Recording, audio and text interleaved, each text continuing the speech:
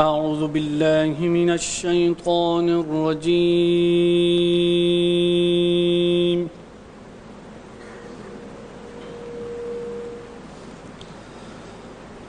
بسم الله الرحمن الرحيم.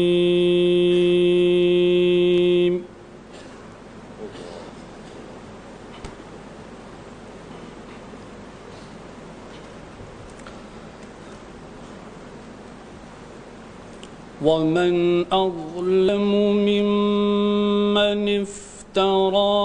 على الله الكذب وهو يدعى إلى الإسلام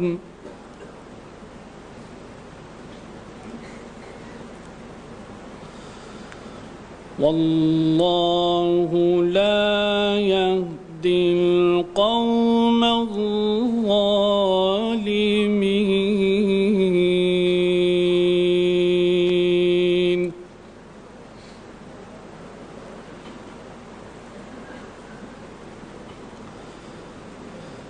يريدون ليطفئوا نور الله بأفواههم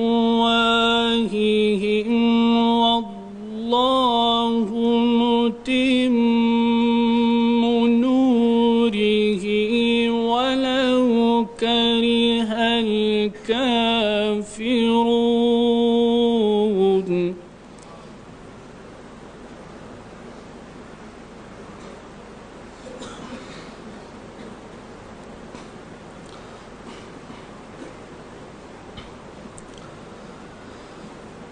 هو الذي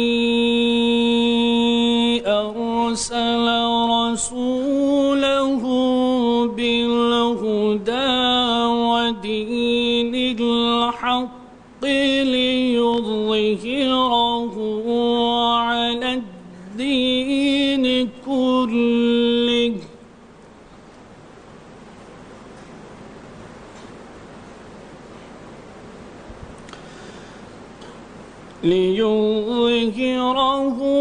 على الدين كله ولو كره المشركون.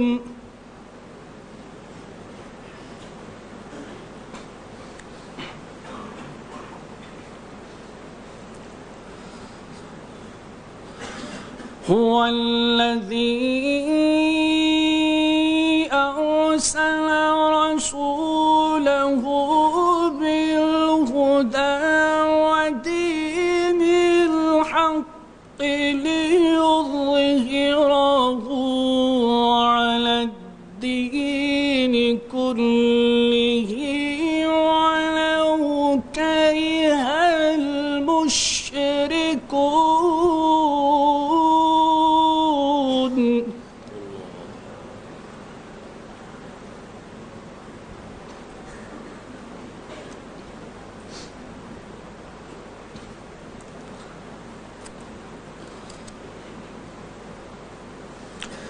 يا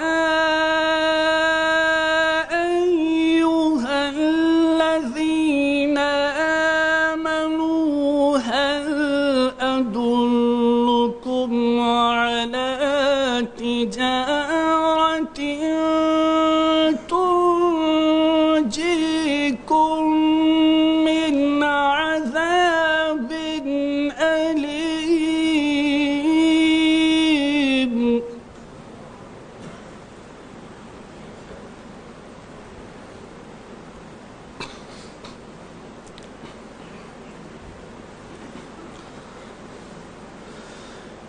تؤمنون بالله ورسوله وتجاهدون في سبيل الله بأموالكم وأنفسكم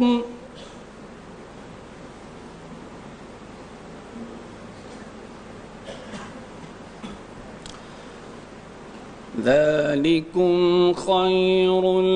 لكم إن كنتم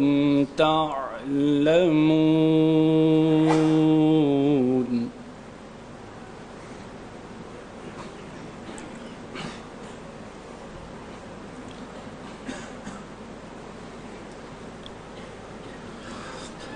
يغفر لكم ذنوبكم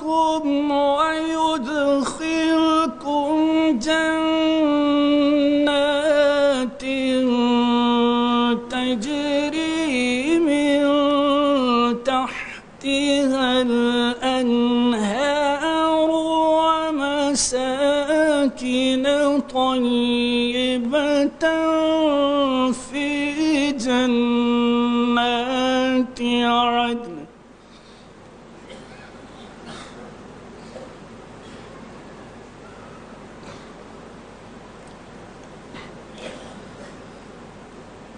ذلك الفوز العظيم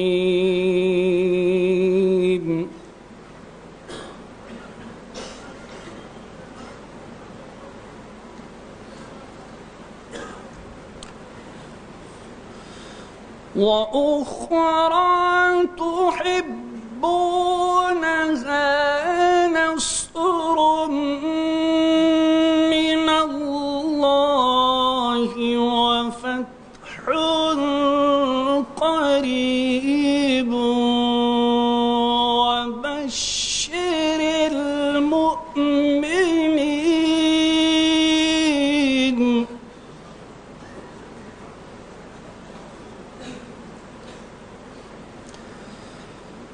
وأخرى تحبونها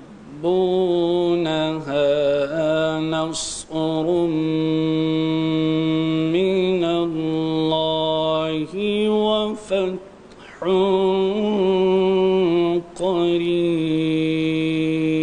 قريب وبشر المؤمنين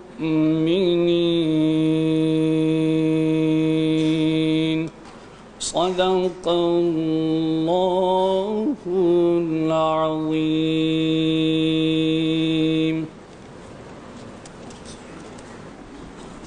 الحمد للہ وکفیٰ والصلاة والسلام علی عبادہ الذین اصطفیٰ خصوصاً علی افضلہم وخاتم النبیین محمد الامین وعلی آلہ وصحبہ اجمعین. اما بعد فقد قال اللہ تبارک وتعالی کما ورد فی سورة الاعراف اعوذ باللہ من الشیطان الرجیم بسم اللہ الرحمن الرحیم والذین آمنوا وعملوا الصالحات لا نکلف نفسا الا وسعها اولئک اصحاب الجنة هم فیہا خالدون. ونزعنا ما في صدورهم من غل تجري من تحتهم الأنهار وقالوا الحمد لله الذي هدانا لهذا وما كنا لنهتدي لولا أن هدانا الله لقد جاءت رسل ربنا بالحق ونودوا أن تلكم الجنة الأورثتموها بما كنتم تعملون. وقال عز وجل كما ورد في آخر سورة الضحى وأما بنعمة ربك فحدث صدق الله العظيم. رب اشرح لي صدري ويسر لي أمري واحلل عقدة من لساني يفقهوا قولي. اللهم ربنا ألهمنا رشدنا وأعذنا من شرور أنفسنا. اللهم أرنا الحق حقا وارزقنا اتباعه وارنا الباطل باطلا وارزقنا اجتنابه. اللهم وفقنا لما تحب وترضى. اللهم وفقنا ان نقيم دينك المتين. اللهم وفقنا ان نقيم نظام الخلافة على منهاج النبوة في باكستان اولا وفي كل العالم آخرا. آمین یا رب العالمین. جو پروگرام ہم نے پہلے اس اجتماع کے لیے طے کیا تھا اس کی روح سے یہ وقت تھا اس اجتماع کے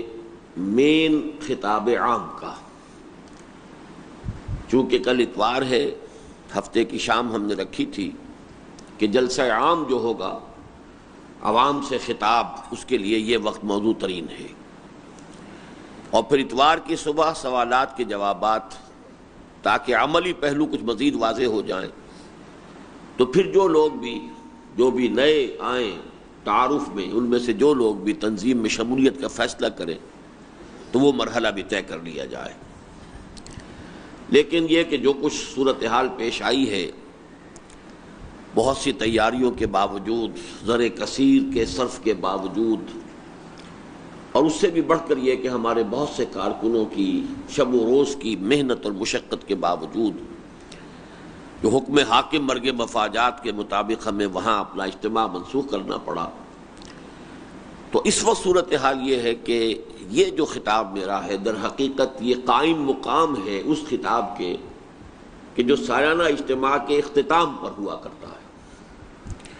اور جو اس وقت میرا خطاب عام ہونا تھا وہ انشاءاللہ کل صبح 10 بجے اسی جگہ پر ہوگا. کیونکہ اتوار ہے، توقع ہے، اشتہار بھی دیا گیا ہے، شاید کچھ نئے لوگ بھی اس میں شامل ہو جائیں.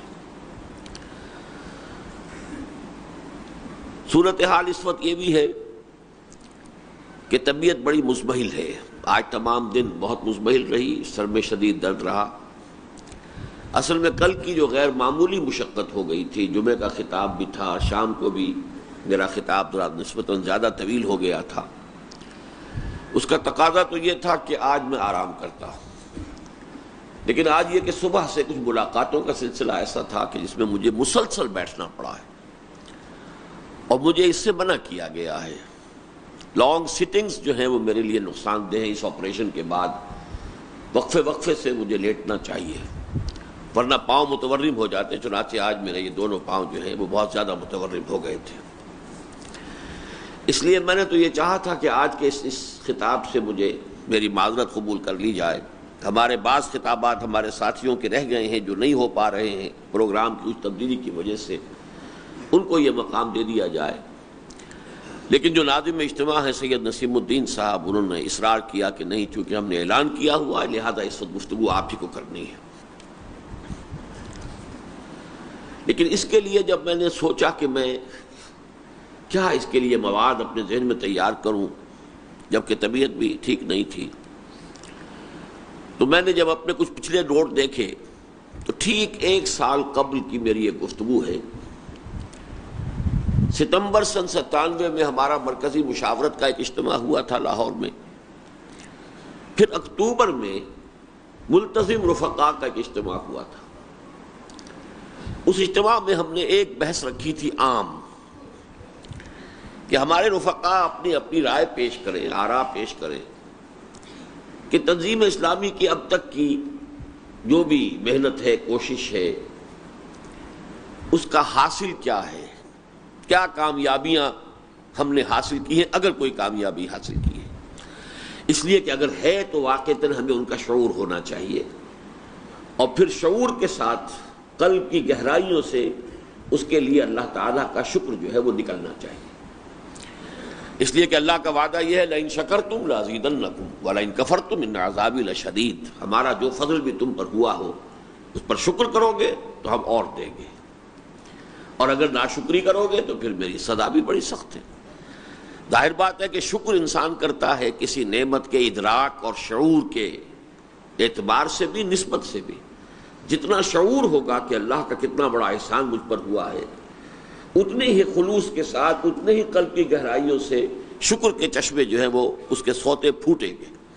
اور اگر ادراک اور شعور ہی نہیں ہے تو اگر رسماً ادا بھی کر لیا، زبان سے شکریہ ادا بھی کر دیا، تو وہ حقیقت وہ شکر نہیں ہوتا. ساتھ ہی ہم نے یہ بھی سوچا تھا کہ وہ حضرات جو اظہار رائے کریں کہ ہماری کامیابیاں اگر کوئی ہیں تو کیا ہیں، ساتھ ہی وہ ہماری ناکامیاں کیا ہیں، شارٹ کمنگز کیا ہیں، ہماری تقصیرات کیا ہیں. چنانچہ 18 رفقا نے اس بحث میں حصہ لیا تھا اور مختلف اپنی آراء پیش کی تھی. اس میں جن چیزوں پر کہ کنسنسس ہوا، اجماع ہوا کہ یہ اللہ کا فضل ہم پر ہوا ہے، یہ کام ہم نے کیے ہیں، اس کی توفیق ہمیں ارزانی ہوئی ہے اللہ تعالیٰ کی طرف سے، جس پر کہ ہمیں شکر کرنا چاہیے، تو اس کو پھر بعد میں نے سم اپ کیا تھا۔ اور پھر یہ کہ تقصیرات کیا تھیں اس کے ضمن میں بھی گفتگو ہوئی تھی، تو میں اسی کا خلاصہ اس وقت آپ کے سامنے پیش کر رہا ہوں۔ ظاہر بات ہے کہ اس وقت جیسا کہ میں نے عرض کر دیا تمہیداً، میرے اصل مخاطب جو ہیں وہ در حقیقت تنظیم کے رفقا ہیں، یا جو بہت قریبی دلچسپی رکھنے والے احباب ہیں۔ اگر کوئی نئے اصحاب اس وقت آ گئے ہیں تو بہرحال وہ بھی انشاءاللہ تعالی جو بھی باتیں سامنے کہی جا رہی ہیں اس آئینے میں تنظیم کا مطالعہ کر سکیں گے۔ اگر وہ مبصرین کی حیثیت سے آئے ہیں، دیکھنا چاہتے ہیں تنظیم کیا ہے،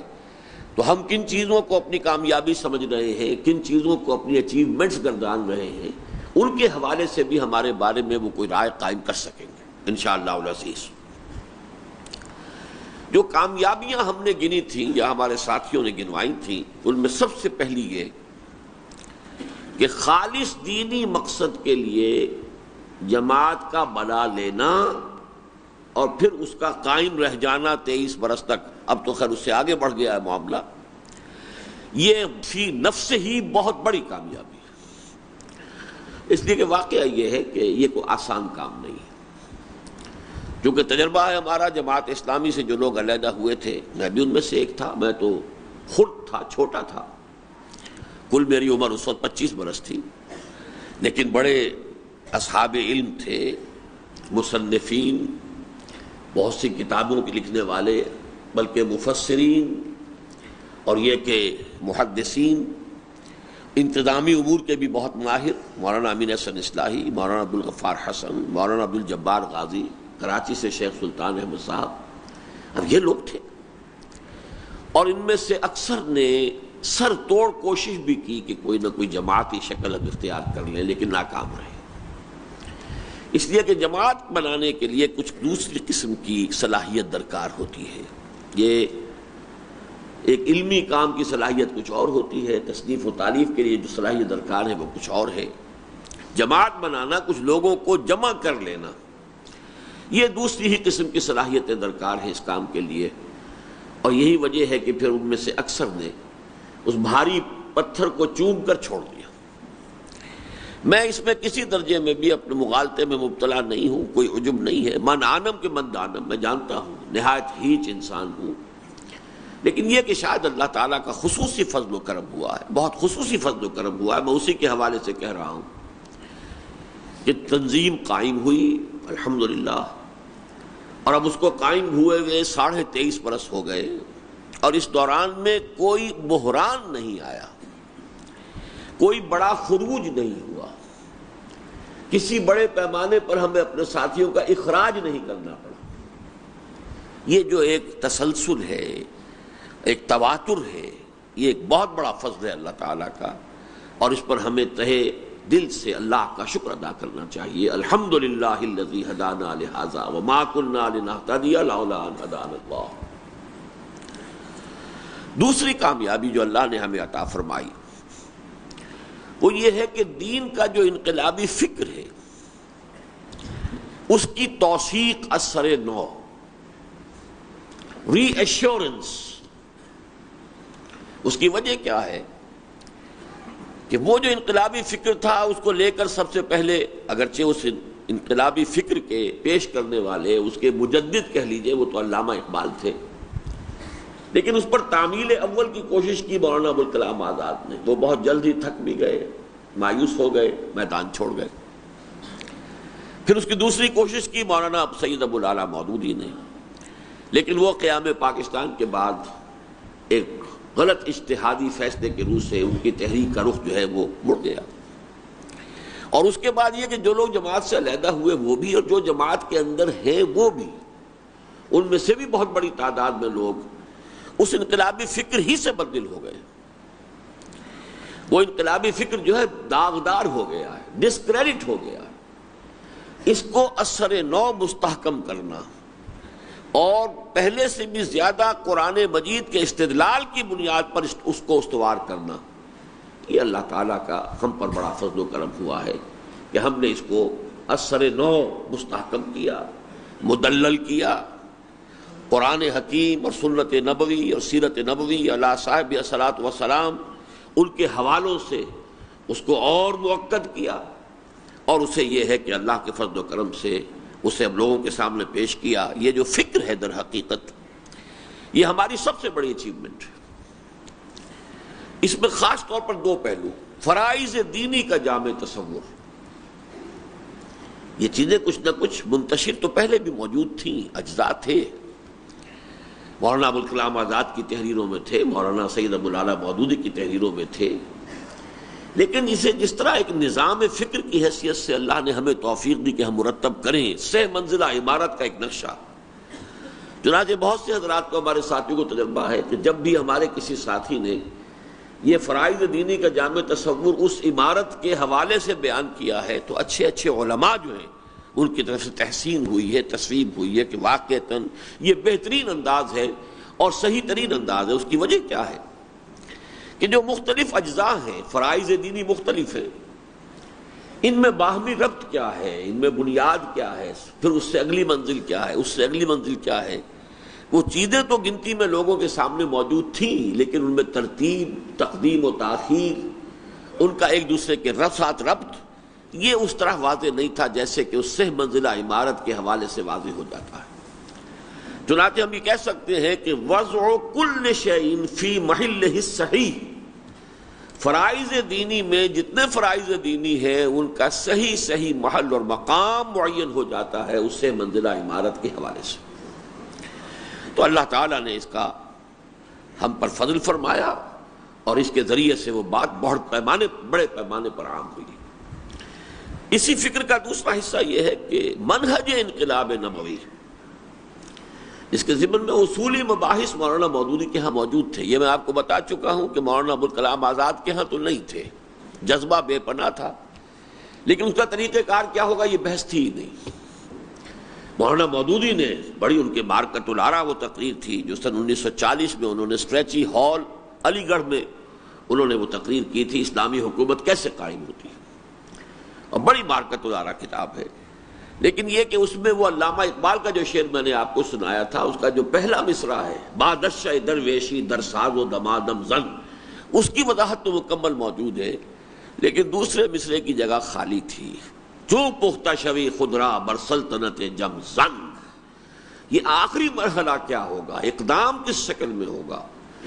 اس کا کوئی ذکر مولانا مودودی کی اس کتاب پہ موجود نہیں۔ الحمدللہ کہ ہم نے اس پہلو سے بھی اور پھر سیرت النبی کے تجزیے کے ساتھ انقلابی عمل کے 6 سٹیجز، اور اس میں پھر آخری جو سٹیج ہے اس کے ضمن میں جو زمانے کا اب تقاضا ہے، جو حالات ہمیں درپیش ہے، اور اس میں جو فرق واقع ہو چکا ہے اس دور کے حالات سے، جبکہ حضور نے صلی اللہ علیہ وسلم یہ فریضہ سر انجام دیا تھا، ان کو پیش نظر جو اجتہادی تبدیلی کی ضرورت ہے، اس پر وہ بات پوری واضح ہو کر کھل کر سامنے آ چکی ہے۔ اور واقعہ یہ ہے کہ میں اپنے اس فکر کو، ایک یہی فکر فرائض دینی کا جامع تصور، اور دوسرے منہج انقلاب نبوی کا فکر، اس کے حوالے سے میں وہی بات کہہ سکتا ہوں جو علامہ اقبال نے کہی تھی، یعنی میں اپنے اس اعتماد کا اظہار کر رہا ہوں کہ اللہ کے فضل و کرم سے مجھے اس پر کتنا اعتماد ہے، جتنا اعتماد علامہ اقبال کو اس بات پر تھا کہ میں نے جو پیغام دیا ہے امت کو وہ قرآن مجید سے ماخوذ ہے، قرآن مجید پر مبنی ہے، اتنا یقین تھا کہ وہ مناجات بحضور سرور کونین صلی اللہ علیہ وسلم میں الفاظ کہتے ہیں، گر دلم آئی نئے بے جوہرست ور بے حرفم غیر قرآن مزمرست۔ اے نبی صلی اللہ علیہ وسلم، اگر میرا دل اس آئینے کے مانند ہے جس میں جوہر ہی نہیں، چمک ہی نہیں، اور اگر میرے پیغام میں قرآن کے سوا کوئی شے آ گئی ہے، در آئی ہے کہیں، ور بحرفم غیر قرآن مزمرست، پردہ ناموں سے فکرم چاک کن، تو میرے فکر کے عزت کے پردے کی دھجیاں اڑا دیجئے۔ این خیاباں راز خارم پاک کن،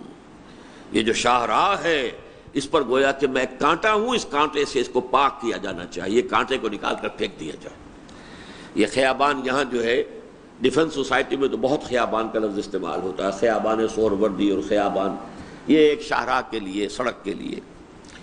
پردہ ناموس فکرم چاک کن، ای خیاباں راز خارم پاک کن، روز محشر خار و رسوا کن مرا، بے نصیب از بوسہ پاکن مرا۔ قیامت کے دن مجھے خار کیجیے گا، ذلیل کیجیے گا، رسوا کیجیے گا، اور مجھے اپنی قدم بوسی کے شرف سے محروم کر دیجیے گا اگر میرے پیغام میں قرآن کے سوا کوئی شے مضمر ہو۔ یہ بات جو ہے میں الحمدللہ اسی شدت کے ساتھ میں کہہ سکتا ہوں کہ یہ بات قرآن مجید کی وضاحت ہے جو میں نے کی ہے، باہر کی کوئی شے نہیں۔ اس کے علاوہ یہ کہ اس کے ضمن میں جس طرح کا اوپن خطاب کی میں نے دعوت دی، سن 85 میں 6 روزہ محاضرات ہوئے اور ہر روز 4 مقررین نے آ کر خطاب کیا 1 گھنٹے کا،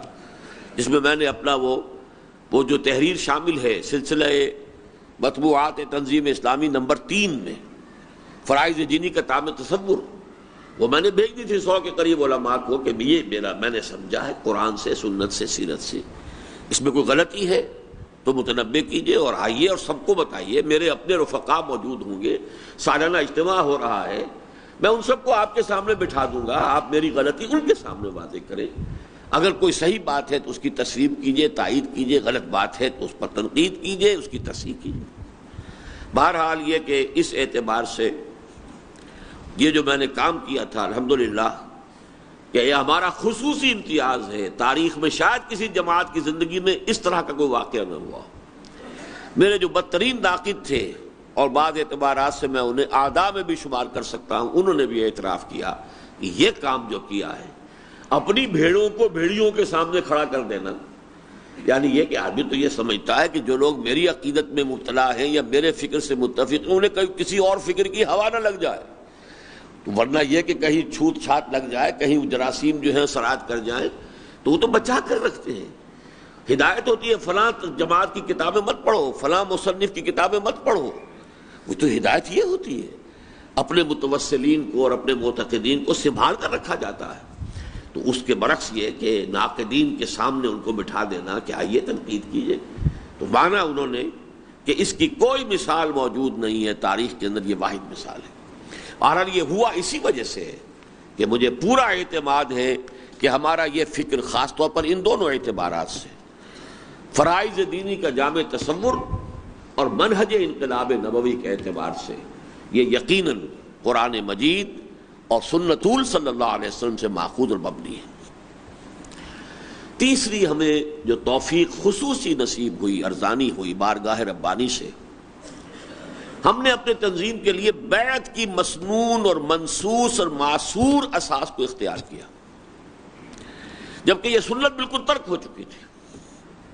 زیادہ سے زیادہ پیری مریدی کے دائرے کے اندر یہ سنت بیعت رہ گئی تھی، کہیں بھی نہیں۔ کسی جماعت کی تاسیس بیعت کی بنیاد پر ناقابل تصور بات تھی۔ یہ بھی خیال تھا کہ بیعت کے معنی تو یہ ہے جب بیعت کر لی تو لب میں بند ہو، گوش بند ہو، ہوش بند، اب تو سب زبان بھی بند کر لو، سی لو، کچھ نہ ہوٹوں کو سی لو، کبھی کوئی بات نہیں کرنی، تنقید نہیں کرنی، اختلاف نہیں کرنا، کان بھی بند کر لو، سب بند کر لو۔ تو یہ تو نہیں، ہم نے تو اس جو نظام بنایا اس میں مشاورت کا نظام رکھا، اس میں تنقید کا نظام رکھا، اس میں محاسبے اور احتساب کا نظام رکھا، پورا نظام بنایا الحمدللہ۔ بیعت جو ہے اس کی اساس ہے۔ اب اگرچہ وہ عام ہو گئی ہے، اب اس کا تذکرہ ہوتا ہے، لیکن جب ہم نے اس کو اختیار کیا تھا تو یہ بات جو ہے اکبر نام لیتا ہے خدا کا اس زمانے میں، اس کے مصداق، بلکہ خود بھی ہم بھی شروع میں کچھ اس طرح کی کیفیت میں مبتلا رہے کہ اس کا اعلان عام نہ کریں، ہنسی اڑے گی اور نہ معلوم کس طرح کے فقرے چست کیے جائیں گے۔ ایک الحمدللہ یہ جو حضور کی حدیث ہے صلی اللہ علیہ وسلم، من احیا سنتی عند فساد امتی فلہ اجر مئت شہید، تو اگرچہ میں اس حدیث کا مفہوم یہ سمجھتا ہوں کہ سنت بحیثیت مجموعی، جب میری امت میں فساد پیدا ہو چکا ہو تو میری سنت کو بحیثیت مجموعی جو زندہ کرے گا اس کے لیے 100 شہیدوں کا ثواب ہے۔ لیکن اسی پر ہم قیاس کر سکتے ہیں، کسی ایک سنت کو بھی اگر زندہ کریں گے تو چلیے کسی نہ کسی درجے میں تو وہ اللہ تعالیٰ کی طرف سے موجب اجر و ثواب ہوگا، اس کے ہم امیدوار ہیں، اور اللہ کا شکر ہے کہ ہم نے اس سنت نبوی کا احیاء کیا ہے۔ چوتھی ہماری کامیابی کہہ لیجئے، اچیومنٹ کہہ لیجئے،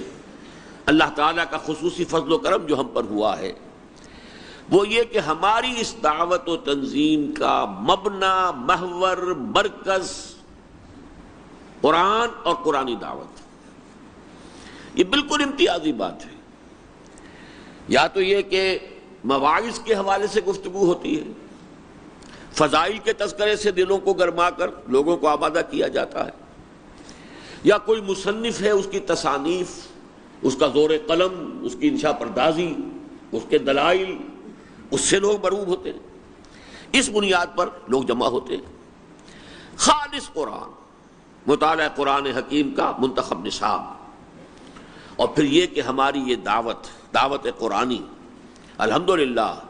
عوامی درس قرآن کا جو لفظ 1920 میں استعمال کیا تھا شیخ الہند، 14ویں صدی کے مجدد اعظم شیخ الہند مولانا محمود حسن دیوبندی رحمۃ اللہ علیہ نے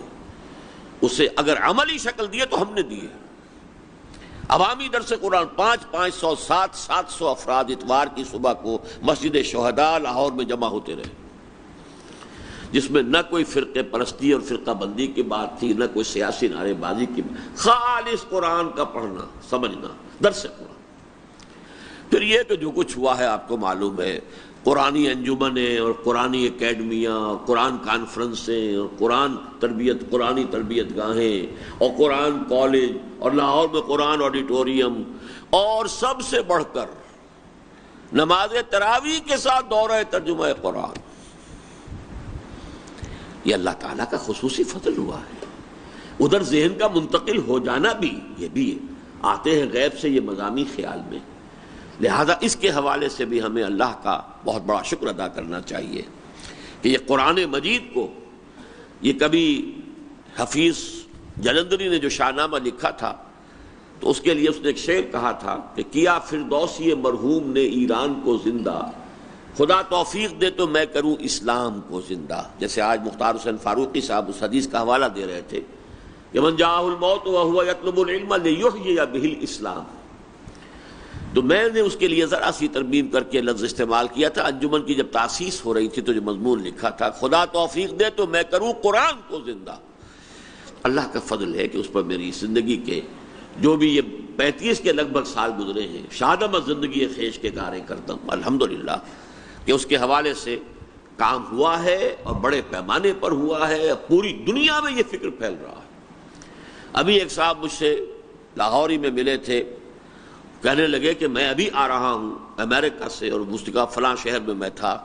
اور وہاں وہ ایک گورا امریکی جو ہے اس نے مجھ سے کہا you know doctor Israr you know hmm. وہ ازرا، وہ تو ایس کو جو زیڈ بولتے ہیں ہمارے حساب سے. اس نے ہاں میں جانتا ہوں کیا ہے. میں ان کے کیسٹ سن رہا ہوں. اب یہ دعوت تو نہ معلوم کہاں سے کہاں پہنچے گی اور پھیل رہی ہے. میں نے بلکہ اس کے ضمن میں اس آیہ مبارکہ کا بھی حوالہ بعض مواقع پر دیا ہے، ان یکفر بہا ہؤلاء فقد وکلنا بہا قوما لیسوا بہا بکافرین. اے نبی، جو قرآن ہم نے آپ کو دیا ہے، اگر اس کی ناقدری کریں گے یہ لوگ جو آپ کی قوم ہے جن کو آپ مخاطب کیے ہوئے ہیں،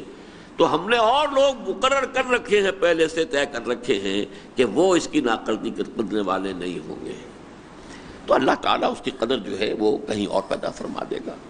بامبے میں اگر کوئی اسلامک ریسرچ فاؤنڈیشن ہے اور وہ کیبل ٹی وی پر دکھا رہی ہے میرے دروس کے ویڈیوز،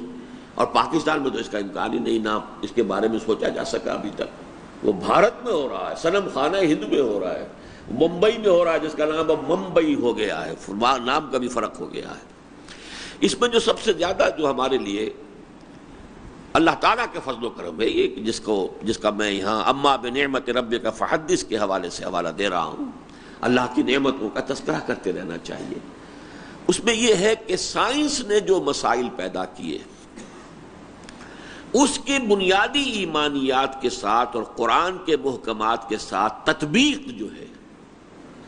بغیر اس کے کہ آپ دین کے کسی معاملے کے اندر کوئی قطر محمد کریں، کوئی اس میں سے چھانٹ دیں، کوئی کسر و انکسار کر دیں کہ سائنس کے ساتھ فٹ نہیں بیٹھ رہا تو ذرا یہ کونا جو ہے اس کو تراش دو تاکہ فٹ بیٹھ جائے. معاذ اللہ ثم معاذ اللہ. دین کو ایز سچ رکھتے ہوئے قرآن ہی کو اصل محکم مانتے ہوئے، اور پھر تمام جو بھی اس وقت کے سائنٹیفک نظریات ہیں، اور ظاہر بات ہے سائنس بھی بعض پہلوؤں سے اپنی انتہا کو پہنچ رہی ہے۔ اب یہ دجالی فتنہ جو ہے در حقیقت یہ سائنس نے جہاں تک انسان کو پہنچا دیا ہے، جتنی قوت اور صلاحیت اسے دے دی ہے، یہی تو در حقیقت دجال کے اوصاف ہیں جو حدیث کے اندر آئے ہیں۔ لیکن یہ کہ نظری اور فکری اعتبار سے اس میں جو مطابقت ہے، یہ کام اللہ کے فضل و کرم سے ہمارے ذریعے سے پایہ تکمیل کو پہنچ گیا، اور یہ بہت بڑی ضرورت ہے، اس لیے کہ پڑھے لکھے لوگوں کے ذہنوں کے اندر جو ایک کانفلکٹ ہے۔ اسی کراچی شہر میں آج ہی ان کا تذکرہ ہوا تھا، ایک صاحب ہیں جو دینی ایک تحریک کے سربراہ بھی ہیں اس وقت، ان سے میری گفتگو ہوئی تھی، یہ کوئی پرانی بات ہے 15 سال پہلے۔ انہوں نے MSc باٹنی کیا تھا، تو میں نے ان سے پوچھا کہ آپ نے جو یہ پڑھا ہے، MSc کیا ہے، تو آپ مجھے بتائیے یہ جو ڈاروین کا نظریہ ارتقاء ہے اس کے بارے میں آپ کا کیا خیال ہے؟ کفر ہے؟ کفر ہے؟ میں نے کہا ٹھیک ہے کفر ہے، وہ تو چھوڑ دیجئے، آپ سے تو میں اس لیے پوچھ رہا ہوں کہ آپ نے باٹنی پڑھی ہے، آپ نے بایولوجی پڑھی ہے، اس فیلڈ میں اس کے لیے جو دلائل دیے جاتے ہیں ان کے بارے میں آپ کی کیا رائے ہے؟ کہنے لگے وہ تو بہت کنونسنگ ہے۔ اب یہ ہے وہ کنفلکٹ جو ذہنوں میں ہے، دماغ ان دلائل کو وزنی مان رہا ہے، لیکن ساتھ ہی ذہن کا ایک گوشہ کہہ رہا ہے یہ کفر ہے۔ اب آپ سپریس کر دیں اس کو، یہ تو انسان سپریس کر دیتا ہے، اور اس کانفلکٹ کو زیادہ اپنے ذہن کی سطح پر جو ہے شعور کی سطح پر نہ آنے دیجئے، لیکن وہ جو شعور کی جو زیریں سطح ہے اس پر جا کر زیادہ خطرناک ہوتا ہے وہ کانفلکٹ جو ہے۔ اس کانفلکٹ کو ریزالو کرنا یہ بھی در حقیقت ایک اسلامی انقلاب جو کہ پھر عالمی اسلامی انقلاب کی شکل اختیار کر سکے، اس کی ایک بہت بڑی ضرورت تھی جو اللہ کے فضل و کرم سے ہمارے ذریعے سے اللہ تعالیٰ نے پوری کرائی ہے۔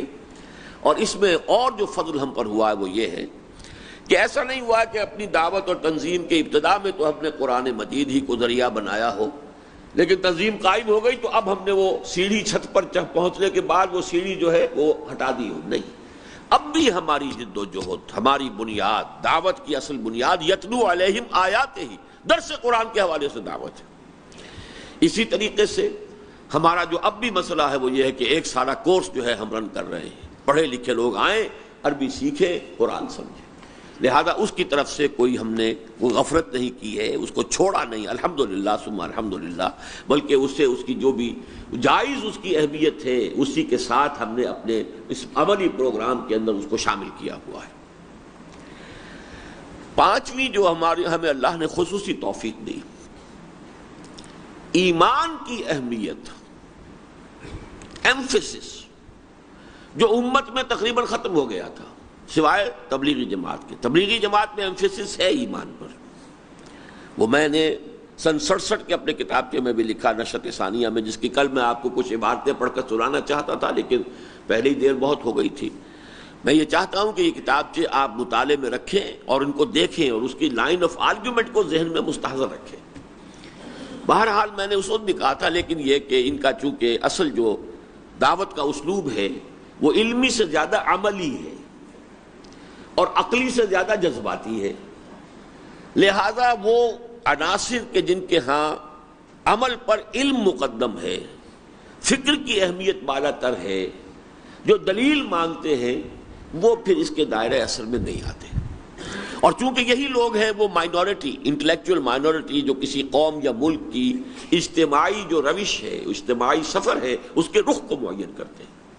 لہذا جب تک ان میں یہ بات نہیں ہوگی کہ ان کے ہاں ایمان کا ایمفیسس ہو اور ایمان جو ہے مضبوط شعوری ایمان کی حیثیت سے ان کے قلوب و اذہان میں جاگزی ہو جائے تو انقلاب نہیں آ سکے گا۔ بہرحال یہ اہمیت جو ہے پھر یہ کہ ایمان کی تقسیم، ایمان قانونی، ایمان حقیقی، اور اس کے حوالے سے ان احادیث میں جو بظاہر تضاد نظر آتا ہے اس کو ریزالو کرنا جو بڑی ضرورت تھی وقت کی۔ میرے وہ اب لیکچرز جو تھے 5 خطبات جو ہیں حقیقت ایمان پر، وہ کئی سال کے بعد اب نوبت آئی ہے کہ وہ ٹیپ سے اتار کے ان کی تصویر ہو رہی ہے، وہ میثاق میں چھپ رہے ہیں، کچھ حصہ چھپ گیا ہے، باقی چھپیں گے، تو یہ گویا کہ ہماری اس تحریک کے اعتبار سے بہت اہم ضرورت ہوگی جو پوری ہو جائے گی۔ عام طور پر تو بس ایمان تو اقرار باللسان کے درجے میں آدمی سمجھتا ہے، وہ یقین قلبی والا ایمان۔ پھر یقین قلبی بھی 2 طرح کا ہے، ایک یقین تو ہے لیکن علی وجہ البصیرت نہیں ہے، جسے ہم کہیں گے بلائنڈ فیتھ، اور ایک وہ یقین ہے کہ جو علی وجہ البصیرت ہے. قل ھذہ سبیلی ادعو الی اللہ علی بصیرۃ انا ومن اتبعنی، اے نبی ان سے کہہ دیجئے یہ میرا راستہ ہے، میں اللہ کی طرف بلا رہا ہوں اور اندھیرے میں ٹامک ٹوئیاں نہیں مار رہا ہوں. علی وجہ البصیرت، میں بھی، اور نہ صرف میں، میرے لوگ جو متبعین ہیں وہ بھی علی وجہ البصیرت ہیں، میرے ساتھ چل رہے ہیں اور دعوت دے رہے ہیں. تو جب تک وہ علی وجہ البصیرت، انٹلیکچوئل ڈائمنشن والا کنوکشن صرف بلائنڈ کنوکشن نہیں، انٹلیکچوئل ڈائمنشن والا کنوکشن نہیں ہوگا، بات نہیں بنے گی. بہرحال اس میں بھی، اور یہ ہم نے واضح کیا، اس کی بھی ہمیں توفیق ارزانی ہوئی کہ اس کے اصل منبع اور سرچشمے کو واضح کر دیا. یہ جو علی وجہ البصیرت ایمان ہے یقین والا، اس کا منبع اور سرچشمہ صرف اور صرف قرآن حکیم ہے. یہ کسی اور دکان سے نہیں مل سکتا. وہ جنس نہیں ایمان جسے لے آئیں دکانیں فلسفہ سے، ڈھونڈے سے ملے گی عاقل کو یہ قرآن کے سپاہوں. عاقل کو، یہ لفظ بہت اہم ہے شعر میں، جو انٹلیکچوئل ہے اسے کہیں اور سے نہیں ملے گا. جو عام لوگ ہیں انہیں مل جائے گا. صحبت صاحب ایمان سے بھی ایمان پیدا ہو جاتا ہے، دین پر عمل کرنے سے بھی ایمان پیدا ہو جاتا ہے. وہ عام لوگوں کے لیے ہیں، وہ راستے کھلے ہیں، وہ چینلز ہیں، ان سے کی نفی نہیں ہے. لیکن یہ ہے کہ عاقل، وہ انٹلیکچوئل، اس کے لیے قرآن مجید سے ہی صرف جو ہے ایمان کے حصول کا امکان ہے، کوئی اور راستہ نہیں. چھٹی بات،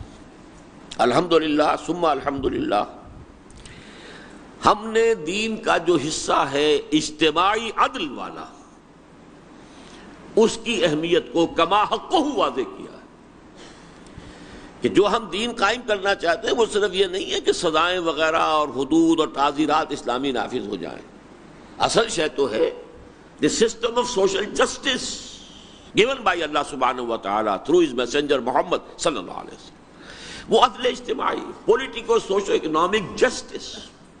وہ ہے عدل، قسط. لِيَقُومَ النَّاسُ بِالْقِسْطِ، رسول ہم نے اس لیے بھیجے، کتابیں اس لیے بھیجی، شریعتیں اس لیے نازل کی کہ لوگ عدل پر قائم ہوں.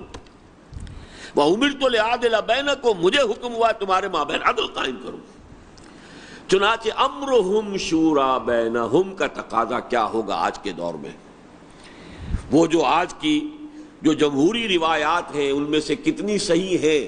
اور کن کن کو انکارپوریٹ کرنا ہوگا عہد حاضر کی اسلامی ریاست نظام خلافت میں، اس کو ہم نے واضح کیا. اسی طرح لکہ لا یکون دولۃ بین الاغنیاء منکم، ایسا نہیں ہونا چاہیے کہ سرمایہ تمہارے دولت مندوں ہی کے مابین گردش میں رہے، بلکہ یہ کہ wider circulation of wealth, equitable distribution of wealth, اس کا نظام، اس کی اہمیت، اس کو ہم نے، اللہ کا فضل ہے کہ ہم نے اسے واضح کیا ہے. اور میں اللہ کا بڑا شکر ادا کرتا ہوں کہ جہاں تک زر کا سود ہے اس پر تو مولانا مودودی نے بھی الحمدللہ بارکۃ الآراء کتاب بھی لکھ دی تھی اور اس کی قباحت اور اس کی خباثت کو پوری طرح واضح کر دیا تھا. لیکن زمین کے سود تک ان کا ذہن نہیں گیا. یہ زمینداری، ایبسینٹی لینڈ لارڈزم، یہ جاگیرداری، یہ زمین کا سود ہے. اللہ تعالیٰ نے ہمیں توفیق دی ہے کہ ہم نے اس کو بھی واضح کیا ہے. اور اس کے حوالے سے دین کی ایک تعلیم کا جو بڑا اہم حصہ ہے کہ جو ہمارے ہاں کچھ مخفی ہو گیا ہے، کچھ فقہی تصورات کے نیچے دب کر رہ گیا ہے، وہ چیزیں کہ جس کے بارے میں علامہ اقبال نے سن 30 میں کہا تھا الہ آباد کے اپنے خطبے میں کہ مجھے یقین ہے کہ ہندوستان کے شمال مغرب میں ایک آزاد مسلمان ریاست قائم ہوگی، اور اگر ایسا ہو گیا تو ہمیں موقع مل جائے گا کہ اسلام کے چہرے پر جو پردے دورے ملوکیت میں پڑ گئے تھے انہیں ہٹا کر اصل اسلام کی شکل دنیا کو دکھا دیں. تو وہ جو ملوکیت کے دور میں جو پردے پڑے ہیں ان میں سب سے بڑا پردہ یہ جاگیرداری ہے اور ایبسینٹی لینڈ لارڈزم میں. کچھ خفی پردے اس میں سود کی شکلیں بھی ہیں جو جائز ہو گئی ہیں، بیع معجل کے حوالے سے اور بیع مرابحہ کے حوالے سے. وہ ہماری فقہوں کے اندر یہ چیزیں جو ہے دبی ہوئی ہیں، لیکن ان کو واضح کرنا، کھول کر بیان کرنا، ان کا شعور پیدا کرنا، اگرچہ ابھی اس کے شعور کی جو ہے وسعت ابھی ہمارے معاشرے میں کم ہے، لیکن ہم نے اس کو بہرحال ہم نے ڈگ آؤٹ کیا ہے، اسے نکالا ہے، اس کو جہاں دبا ہوا تھا اس میں سے نکال کر اور اسے عام کیا ہے. ذالک فضل اللہ یؤتیہ من یشاء واللہ ذو الفضل العظیم. 7ویں نمبر پر زمان و مکان کا شعور، جو ویسے تو ہر فرد کے لیے بھی ضروری ہے کہ اسے معلوم ہو میں کہاں ہوں، کون سا یہ وقت ہے، تاریخ کس مقام پر کھڑی ہے،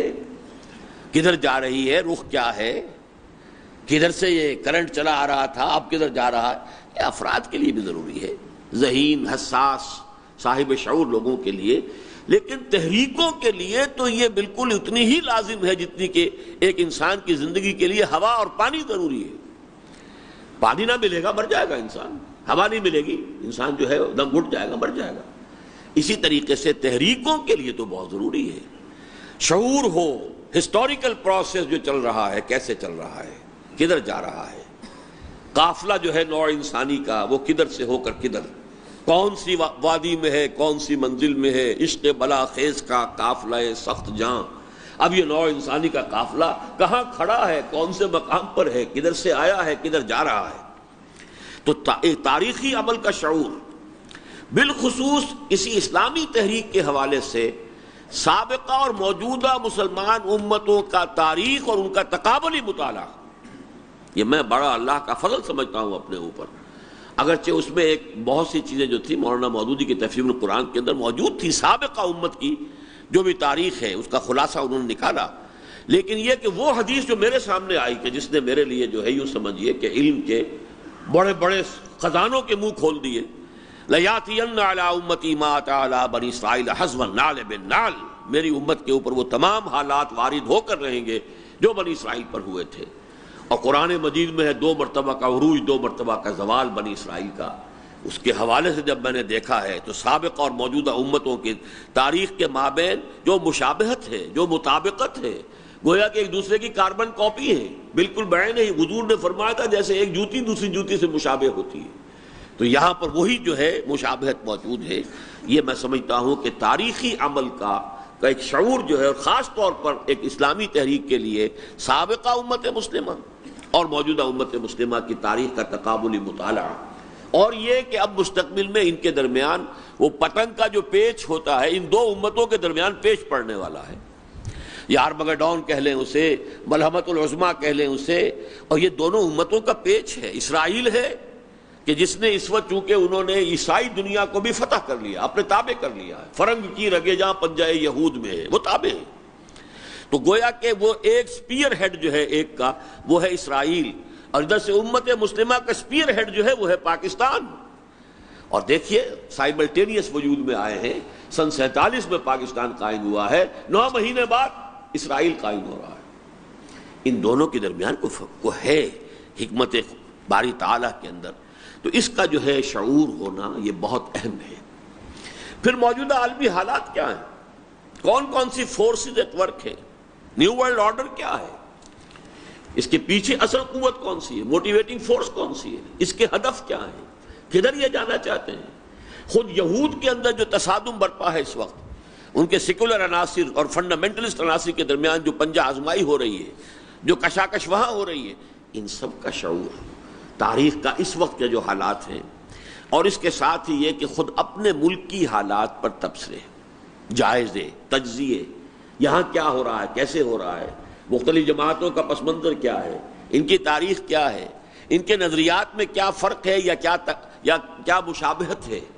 یہ تمام چیزیں جب تک ہمیں اس کا شعور نہ ہو، اسی ماحول میں رہ کر تو ہمیں کام کرنا ہے نا، لہذا ان کو سمجھنا، ان کے بیک گراؤنڈ کو جاننا، ان کے مزاجوں کی علیحدہ علیحدہ تشخیص ہمارے ذہن میں ہونی چاہیے۔ ان میں نظریاتی فرق ہے تو کس بنیاد پر ہے، مزاجی فرق ہے تو کس بنیاد پر ہے، ان تمام چیزوں کے اعتبار سے، اور پھر یہ کہ سیاسی تجزیے کرنا،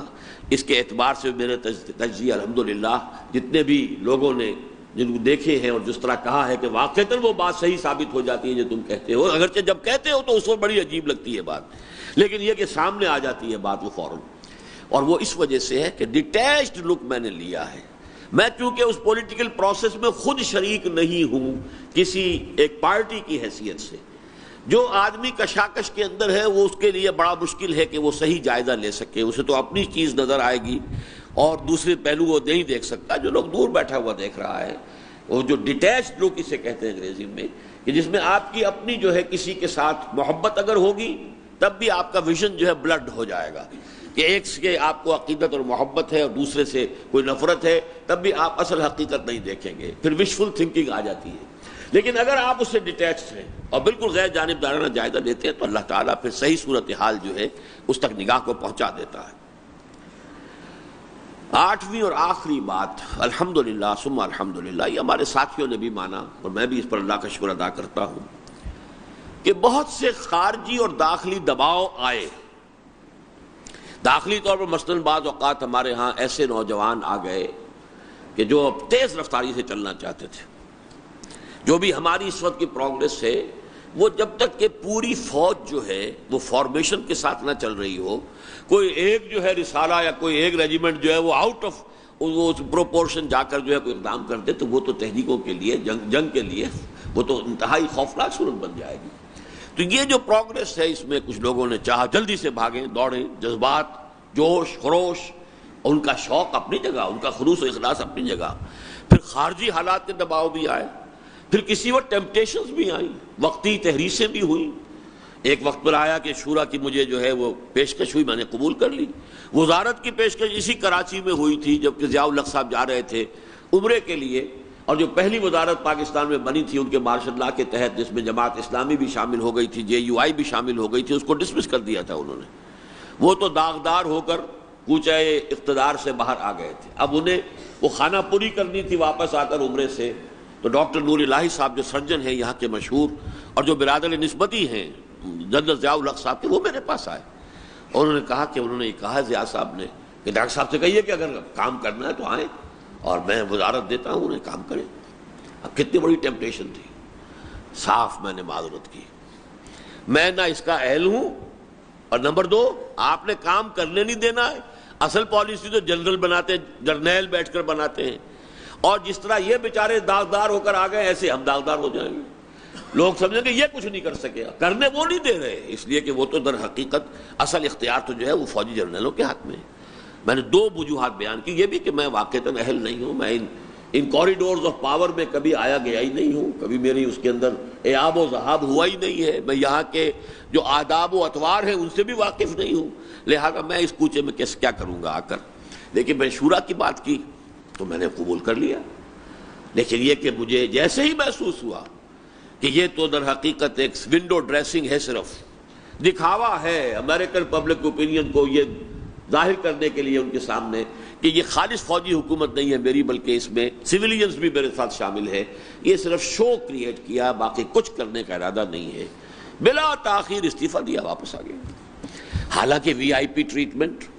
اور کوئی مثال نہیں ہے کہ کسی نے استعفیٰ دیا، اور موت ہی کسی کو آ گئی تو آ گئی، استعفیٰ کسی نے نہیں دیا،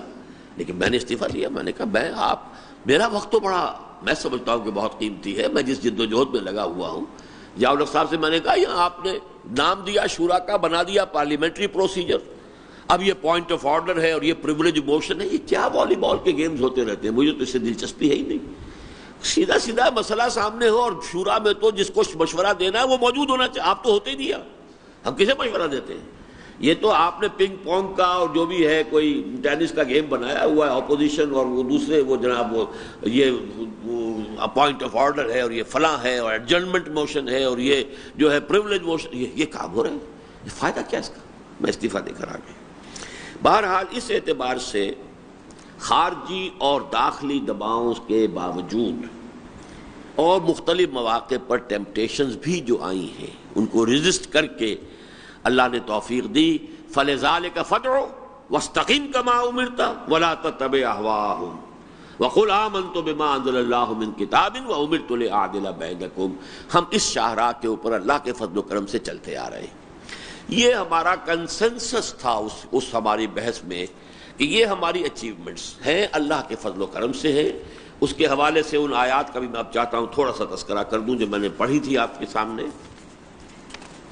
ان آیات میں سے دیکھیے والذین آمنوا وعملوا الصالحات، اس میں عمل الصالحات کا مفہوم واضح ہونا چاہیے۔ یہ جو ہے سورہ اعراف مکی سورت ہے، ابھی شریعت کے تو اکثر احکام آئے ہی نہیں تھے۔ عمل صالح سے مراد کیا تھا؟ دعوت، استقامت، بس۔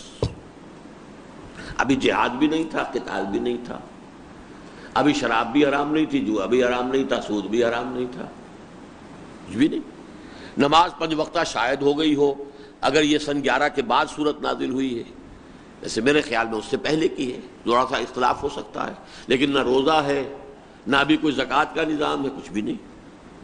تو عمل صالح، ہم جب یہ لفظ پڑھتے ہیں ہمارے سامنے عبادات آ جاتی ہیں یا یہ جو احکام شریعت ہیں، لیکن جو مکی صورتوں میں اور خاص طور پر شروع کی صورتیں جو ہیں ان میں جب یہ لفظ آتا ہے تو اس کے معنی کیا ہیں؟ حضور کی دعوت کو قبول کرنا، لبیک کہنا، اور پھر اس پر مستقیم، ان الذین قالوا ربنا اللہ ثم استقاموا، جیسے حضور نے ایک صحابی کے سوال کے جواب میں فرمایا تھا قل ربی اللہ ثم استقم، قل آمنت باللہ ثم استقم، یہی عمل صالح تھا۔ اور اس کے بعد جو ہے لا نکلف نفسا الا وسعها، اصل میں تو آیت یوں بنتی، جملہ یوں چلنا چاہیے والذین آمنوا وعملوا الصالحات اولئک اصحاب الجنۃ هم فیہا خالدون، وہ جنتی ہے اور اس میں ہمیشہ ہمیشہ رہیں گے۔ درمیان میں جس کو کہتے ہیں جملہ معترضہ، درمیان میں ایک لفظ آیا لا نکلف نفسا الا وسعها، اس لیے کہ ظاہر بات ہے کہ وہ جو جد و جہد ہو رہی تھی، استقامت اور دعوت اور مخالفت کے باوجود رہنا اور اپنے فرض کو ادا کرنا، اس میں ظاہر بات ہے کہ ہر شخص جو ہے مکلف تھا اپنی وسعت کے مطابق۔ اس میں گویا کہ اطمینان دلانا بھی ہے، اللہ کے ہاں محاسبہ جو ہوگا وہ اندھے کی لاٹھی نہیں ہے، اللہ دیکھے گا میں نے اپنے اس بندے کو کیا کچھ دیا تھا، کتنی صلاحیت دی تھی، کتنی استعداد دی تھی، کتنی وسعت دی تھی، اسی کے حساب سے محاسبہ ہوگا، لہذا اس میں ایک اطمینان کا پہلو ہے۔ فرمایا وَنَزَعْنَا مَا فِي صُدُورِهِم مِّن غِلٍّ، ہم ان کے دلوں میں جو کچھ کدورت ہوگی وہ نکال دیں گے، تجری من تحتہم الانہار، اور جو جنتیں ہوں گی جن کے اندر وہ براجمان ہوں گے، ان کے دامن میں ندیاں بہتی ہوں گی۔ یہ غل کا تذکرہ یہاں کیوں آیا؟ دیکھیے جب عملی جد و جہد ہو رہی ہوتی ہے اقامت دین کے لیے تو ساتھیوں میں بھی بسا اوقات کچھ رنجش ہو جاتی ہے، خاص طور پر امیر اور مامور کا معاملہ جو ہے وہ اتنا سینسٹیو ہوتا ہے، اتنا حساس ہوتا ہے کہ ان کے اندر ایک دوسرے سے کوئی شکایت کا پیدا ہو جانا بالکل قرین قیاس ہے۔ تو اس جد و جہد میں جو بھی اس قسم کی کیفیات پیدا ہو جائیں گی، ان کو جب ہم جنت میں داخل کریں گے تو ان کے دلوں کے اندر سے وہ غل نکال دیں گے، پھر وہ بیٹھے ہوں گے جیسا کہ سورہ ہجر میں آیا ہے کہ وہ ایک دوسرے کی طرف رخ کر کے بیٹھے ہوئے ہوں گے، بھائیوں کی طریقے سے، اخوانا علی سرر متقابلین، ایک دوسرے کے سامنے بیٹھے ہوں گے۔ اور حضرت علی نے فرمایا کہ یہ آیت میرے اور معاویہ کے بارے میں نازل ہوئی ہے، مطلب یہ کہ ہمارا بھی مسئلہ یہ ہوا کہ ہمارے دلوں میں قدورتیں ایک دوسرے کے لیے پیدا ہوئی، ظاہر بات ہے جب جنگیں ہوئی ہیں تو دلوں میں کچھ نہ کچھ قدورتیں تو پیدا ہوئی، لیکن اللہ میرے اور معاویہ کے دلوں میں سے وہ قدورت نکال دے گا جب ہمیں جنت میں داخل کرے گا۔ حضرت علی نے یہ نہیں کہا کہ معاویہ جہنمی ہے، معاذ اللہ ثم معاذ اللہ ثم معاذ اللہ، نہ معاویہ نے کہا کہ علی جہنمی ہے، یہ تو کہا کس نے؟ خوارج نے کہا۔ باقی یہ کہ جو بھی حضرت علی کے مخلص ساتھی تھے انہوں نے نہیں کہا، جو حضرت معاویہ کے ساتھی تھے انہوں نے نہیں کہا۔ اس کے بعد فرمایا وَقَالُوا الْحَمْدُ لِلَّهِ الَّذِي هَدَانَا لِهَذَا، اصل میں تو یہ ترانہ حمد ہے جو کہ جنت میں داخلے کے وقت ان لوگوں کی زبان پر ہوگا، لیکن یہی ترانہ حمد ہے جو ہماری زبان پر رہنا چاہیے جب بھی احساس ہو اللہ کا یہ فضل ہوا، اللہ کا یہ کرم ہوا، اللہ نے ہمیں یہ توفیق دے دی، اللہ نے ہمارے ذریعے سے یہ کام کرا دیا، جب بھی کوئی ایسا احساس آئے تو فوری طور پر الحمدللہ الذی ہدانا لہذا، ہم اس قابل نہیں تھے کہ یہ کام کر سکتے، ہمارے اندر یہ استعداد کہاں تھی، ہمارے اندر یہ صلاحیت کہاں تھی، یہ تو خاص اللہ کا فضل ہے، اس کا کرم ہے۔ کل شکر، کل سپاس، کل تعریف، کل حمد اس اللہ کے لیے ہے جس نے ہمیں اس کی رہنمائی کی فرمائی اور اس کی توفیق دی۔ وما كنا لنهتدي لولا ان هدانا اللہ، اور ہرگز نہ تھے یہاں تک پہنچنے والے اور اس کی ہدایت پانے والے اگر اللہ ہی نے ہمیں ہدایت نہ دی ہوتی۔ لقد جاءت رسل ربنا بالحق، اور ہمارے رب کے رسول جو آئے تھے وہ حق لے کر آئے تھے، انہوں نے جو کہا تھا سچ ثابت ہوا، انہوں نے خبر دی تھی جنت اور دوزخ کی، وہ ہم نے اب آج اپنی آنکھوں سے دیکھ لی۔ وَنُودُوا، اور پھر پکارا جائے گا، ان تلکم الجنت اورثتموها بما کنتم تعملون، دیکھو اب وہ جنت ہے جس کے تم وارث کیے گئے ہو، وہ تمہاری وراثت میں دے دی گئی ہے، تمہارے اعمال بما کنتم تعملون، جو بھی عمل تم نے کیے ہیں ان کی جزا کے طور پر، ان کے انعام کے طور پر وہ تمہاری وراثت کے اندر دے دی گئی، اورثتموها، تم اس کے وارث بنا دیے گئے۔ بہرحال یہ تو اس کے ضمن میں کہ جو بھی اللہ تعالیٰ نے ہم پر فضل فرمایا اور ہم سے جو بھی خیر بن آیا اس کی توفیق سے، اس کے فضل سے اس کا تذکرہ ہوا۔ اب جو تقصیرات ہیں ان میں سب سے پہلے میں یہ عرض کر دوں، اور آج ہی اصل میں ایک صاحب سے بڑی مفصل گفتگو ہوئی اور انہوں نے یہ کہا کہ آپ کی کتابیں، آپ کے میں نے جو بھی پیغام ہے، اور وہ کہیں سن 70 سے ہی میرے دروس بھی سن رہے ہیں، اگرچہ ان کا اور ان کے قریبی عزیزوں کا بہت بڑا جو ہے حصہ جو ہے، اور ان کا اپنی بھی زندگی کا بہت بڑا حصہ جو تبلیغی جماعت میں گزرا ہے، اور اس میں وہ لگے ہوئے ہیں، اور پوری طریقے سے ان کے بہت سے قریبی اعزاء جو ہیں وہ تو گویا کہ ہمہ وقت اس کام میں لگے ہوئے ہیں۔ لیکن اب یہ کہ انہوں نے کہا ہے کہ میں نے جب جائزہ لیا اور جماعتوں کے بارے میں سوچا، اور میں اب آخری مرحلے پر ہوں کہ میں یہ طے کر لوں کہ کس سے اپنے آپ کو اس طرح وابستہ کروں کہ تن من دھن سب ان کے حوالے کر دوں، تو وہ فیصلہ انہوں نے تنظیم کے حق میں کیا ہے۔ لیکن انہوں نے کہا کہ میں نے مشاہدہ جو کیا اس میں یہ خامیاں ہیں، یہ خرابیاں ہیں۔ وہ خامیاں اور خرابیاں جو ہیں کس چیز سے متعلق ہیں؟ ایک جو دینی آداب ہیں، کھانے کے مسنون آداب ہیں، کچھ محفل کے آداب ہیں، مسجد کا احترام ہے، اس کا ادب ہے، سنجیدگی ہے، ان کا آپ کے ساتھیوں میں وہ سنجیدگی نہیں ہے، قہقہ مار کے لوگ ہنس رہے ہوتے ہیں، حالانکہ اچھے متدین چہرے ہیں، لمبی لمبی داڑیاں ہیں، سفید داڑیاں ہیں، وہ قہقہ لگ رہے ہیں، اور بڑے ہی جیسے کہ عام گفتگو ہوتی ہے، مجلسی گفتگو، اس طرح کی گفتگو کر رہے ہیں۔ تو اس طرح کی کچھ چیزیں ہیں کہ جو انہوں نے بتائیں۔ کوئی صاحب بیٹھے ہوئے ہیں جو ٹانگیں پوری پھیلا رکھی ہیں، مسجد کے اندر بیٹھے ہیں، یہ نہیں سوچ رہے، پھر یہ کہ وہ ٹانگیں پھیلا رکھی ہیں آپ کی طرف جب آپ تقریر کر رہے ہوتے ہیں، چاہے وہ آپ کو تو نظر نہیں آتی، لیکن بہرحال ان کو تو ایک سوچنا چاہیے کہ اس محفل کے آداب میں یہ چیز شامل ہونی چاہیے کہ ادھر جو ہے ٹانگیں نہ پھیلائی جائیں، وغیرہ وغیرہ۔ یہ تمام چیزیں جو ہیں انہوں نے اس قسم کی چیزوں کی ایک بڑی لمبی فہرست دی۔ کھانے کے اوپر بھی اسی طریقے کی گفتگویں اور کچھ فقرے چست کرنا، تو یہ چیزیں جو ہے ہمارے ہاں، میں نے کہا یہ ساری خامیاں ہیں ہم میں۔ آپ کا مشاہدہ غلط نہیں ہے، 100% صحیح ہے۔ دوسری بات میں نے یہ بتائی کہ ان ساری خرابیوں کی جڑ میں خود ہوں، اس لیے کہ یہ جو جماعتیں بنتی ہیں، جو کسی ایک فرد کی دعوت پر لوگ جمع ہوتے ہیں اور جماعت وجود میں آتی ہے، جیسے مولانا الیاس رحمہ اللہ، انہوں نے دعوت دی، لوگ جمع ہوئے، تبلیغی جماعت وجود میں آ گئی۔ مولانا مودودی مرحوم نے دعوت دی، لوگ بہت سے آ گئے، جماعت اسلامی بن گئی۔ اسی طریقے سے میں نے دعوت دی، آوان و انصار جمع ہوئے، تنظیم اسلامی وجود میں آ گئی۔ تو فرد واحد کی دعوت کی بنیاد پر جو جماعتیں وجود میں آتی ہیں، اس کے بارے میں یہ قاعدہ کلیہ ہے جس کا کہ میں برملا اعلان اور اعتراف کر رہا ہوں کہ اس میں جو خیر ہوتا ہے، ظاہر بات ہے اس کا کریڈٹ بھی اس داعی کو جاتا ہے، اور حقیقت میں اس خیر کی اصل جو ہے سرچشمے اس کی شخصیت میں ہوتے، تبھی اس تنظیم کے اندر ان کا ظہور ہوتا ہے، اور جتنی خامیاں ہوتی ہیں ان کا جو ڈسکریڈٹ ہے وہ بھی اس داعی کو جاتا ہے، اس لیے کہ اس کی شخصیت ہی کے اندر کہیں وہ خلا ہوتے ہیں، کہیں وہ کوتاہیاں ہوتی ہیں، کہیں وہ تقصیرات ہوتی ہیں کہ جو ساتھیوں میں پر متعدی ہوتی ہیں، ان کے اندر بھی ان کا وجود ہے، ان کا نمود ہے، ان کا ظہور ہے، وہ ہوگا، اس لیے کہ وہ اصل اس داعی کی زندگی کے اندر بھی اس پہلو سے کوتاہی ہے۔ تو میں نے ان کے سامنے یہ بات رکھی کہ میں اس کو تسلیم کرتا ہوں کہ ان تمام کوتاہیوں اور تقصیرات کی جڑ جو ہے وہ خود میری اپنی ذات ہے۔ اس کی میں تھوڑی سی آپ کو وضاحت کر دینا چاہتا ہوں۔ دیکھیے، ایک ہے سنن عادت، سنت عادت، سنت رسالت۔ ایک وہ سنت رسول ہے صلی اللہ علیہ وسلم کہ جس کے لیے حضور نے حکم دیا، جس کے لیے حضور بھیجے گئے۔ ایک حضور کی وہ عادتیں تھیں کہ جو آپ عرب تھے، ایک خاص ماحول میں پیدا ہوئے، وہاں رہے، اس کی وجہ سے آپ کی وہ، اب تہبند سبھی باندھتے تھے، حضور بھی باندھتے تھے، لیکن یہ کہ آپ نے تہبند باندھنے کا حکم نہیں دیا ہے، بلکہ شلوار دیکھ کر اس کی تعریف بھی کی ہے کہ یہ بڑا اچھا ساتر لباس ہے۔ تہبند میں تو اس کا امکان ہوتا ہے رات کو آدمی سویا ہوا ہو تو ننگا ہو جائے، شلوار ظاہر بات ہے زیادہ ساتر ہے، یہی الفاظ استعمال کیے حضور نے، زیادہ ساتر لباس ہے، لیکن شلوار پہنی نہیں، اس لیے کہ آپ کی ایک عادت مبارکہ تھی، ساری عمر شلوار پہنی نہیں تو آدمی کو بڑی وہ اپراہٹ سی ہوتی ہے نئی چیز سے۔ تو یہ سنن عادت جو کہلاتی ہیں،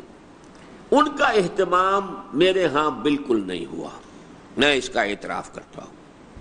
اگرچہ میرے نزدیک اگر کوئی شخص حضور سے اپنے آپ کو اور قریب سے قریب تر کرنے کے لیے ان کا اہتمام کرے تو یہ شے قابل قدر ہے، میں اس کی عزت کروں گا، لیکن یہ وہ چیزیں نہیں ہیں کہ جس کے لیے حضور مبعوث کیے گئے صلی اللہ علیہ وسلم۔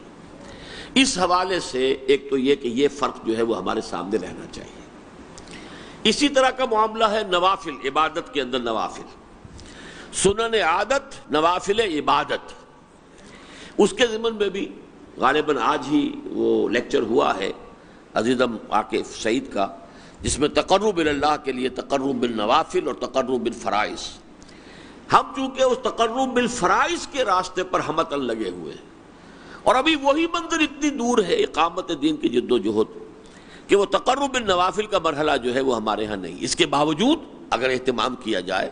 تو یقیناً سونے پر سہاگا ہے۔ یہ نہ ہو کہ اس کے کاسٹ پر ہو، تقرب بالفرائض کی قیمت پر، اس کی کاسٹ پر نہ ہو وہ۔ اگر اس کو ترک کر کے اس کا اہتمام کیا گیا تب تو بہت بڑی گمراہی ہے، بہت بڑی گمراہی ہے، بہت بڑی گمراہی ہے، پھر تو دین کی تحریف ہے۔ لیکن یہ کہ اس کے اندر کوئی کمی نہ ہونے پائے اور ایڈیشنل کوئی لوڈ لے سکتا ہو تو نوافل کا احترام سونے پر سہاگا ہے، نور علی نور ہے۔ تیسری بات آداب معاشرت کے معاملے میں بھی جو ہے، کھانے پینے میں، چلنے پھرنے میں،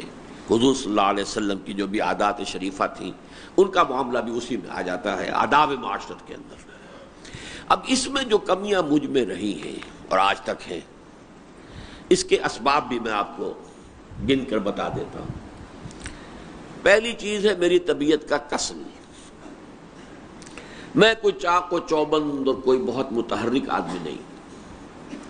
میرے مزاج میں فکر کا غلبہ ہے، سوچ بچار۔ لہذا میں کہا کرتا ہوں میں ان پڑھ آدمی ہوں، مطلب یہ کہ میرا یہ کہ بہت مطالعہ کیا ہو، بہت یہ نہیں ہے۔ جو بھی پڑھا ہے البتہ اس پر غور کیا ہے، اس کو سمجھا ہے، اس کو ہضم کیا ہے، چیو کیا ہے۔ لیکن جو اصل غلبہ ہے میرے مزاج میں وہ در حقیقت ہے فکر، سوچ۔ اور اکثر معاملہ یہ ہوتا ہے کہ جن کے مزاج میں اس فکر کا غلبہ ہوتا ہے وہ چاق و چوبند اور وہ زیادہ متحرک اور بھاگ دوڑ کرنے والے نہیں ہوتے۔ حضور صلی اللہ علیہ وسلم کی حیات طیبہ میں بھی ایک مرحلہ وہ آیا تھا جبکہ آپ پر غور و فکر کا غلبہ ہو گیا تھا، جیسے کہ حدیث میں آتا ہے، حضرت عائشہ صدیقہ رضی اللہ تعالی عنہا سے مروی ہے، فلما بلغ 40 سنة حبب إليه الخلاء فكان يخلو بغار الحراء يتحنس فيه۔ آپ جب 40 برس کے لگ بھگ عمر شریف آپ کی ہوئی ہے تو آپ کو خلوت گزینی محبوب ہو گئی، پھر آپ کئی دن رات کے لیے غار حرا میں جا کے بھی خلوت نشینی فرماتے تھے،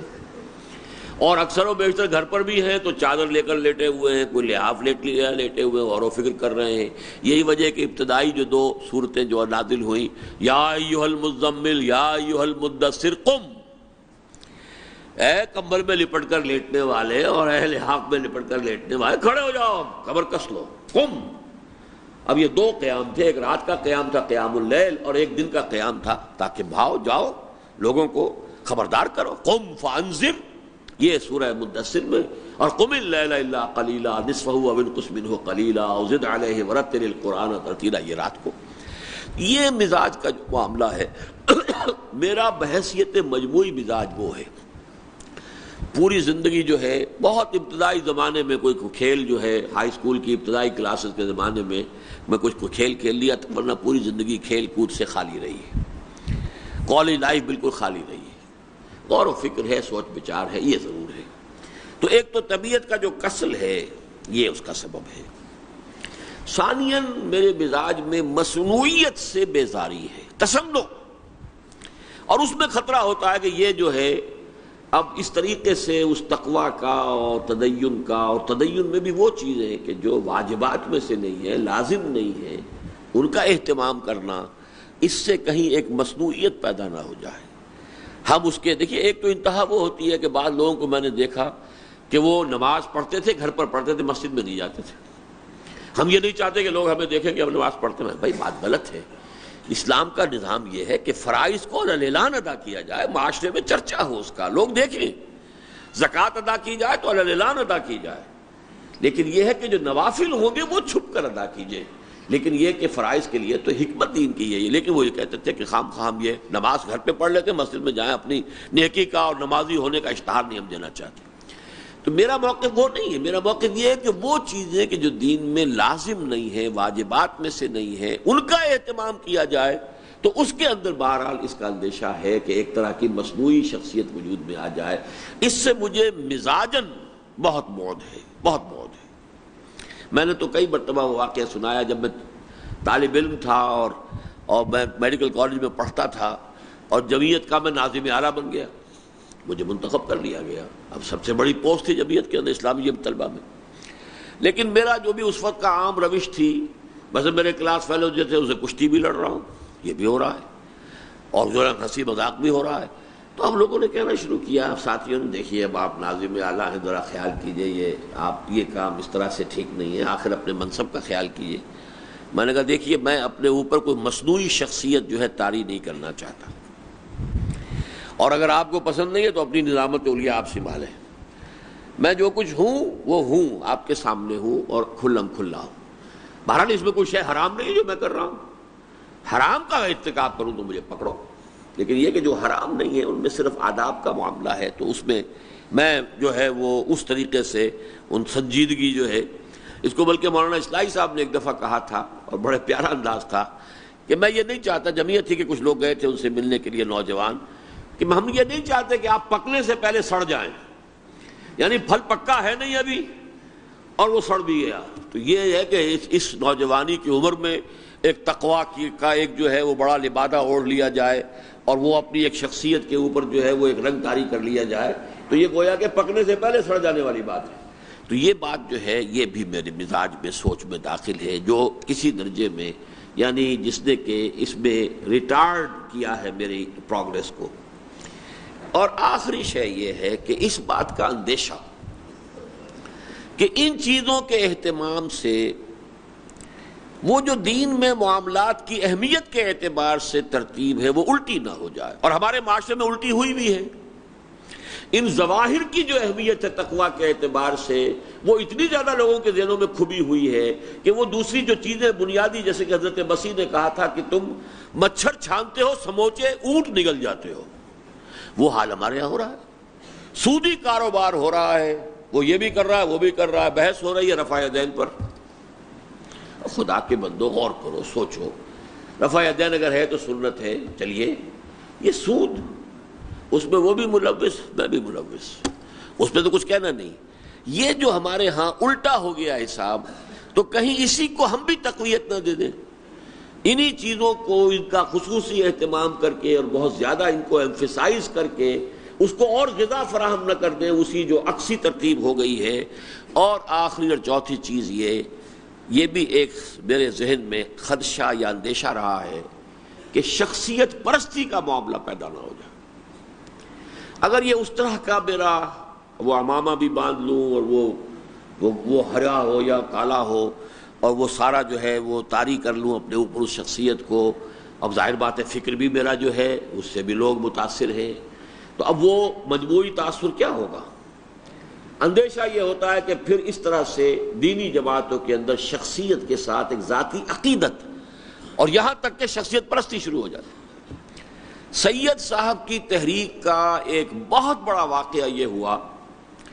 جبکہ سرحد کے کچھ پٹھان مولویوں نے اکسایا لوگوں کو، اور انہوں نے سازش کر کے ایک رات پروگرام بنا لیا کہ جہاں جہاں یہ مہاجرین ٹھہرے ہوئے ہیں رات کو شمخون مارو اور سب کو قتل کر دو۔ یہ سازش بن گئی۔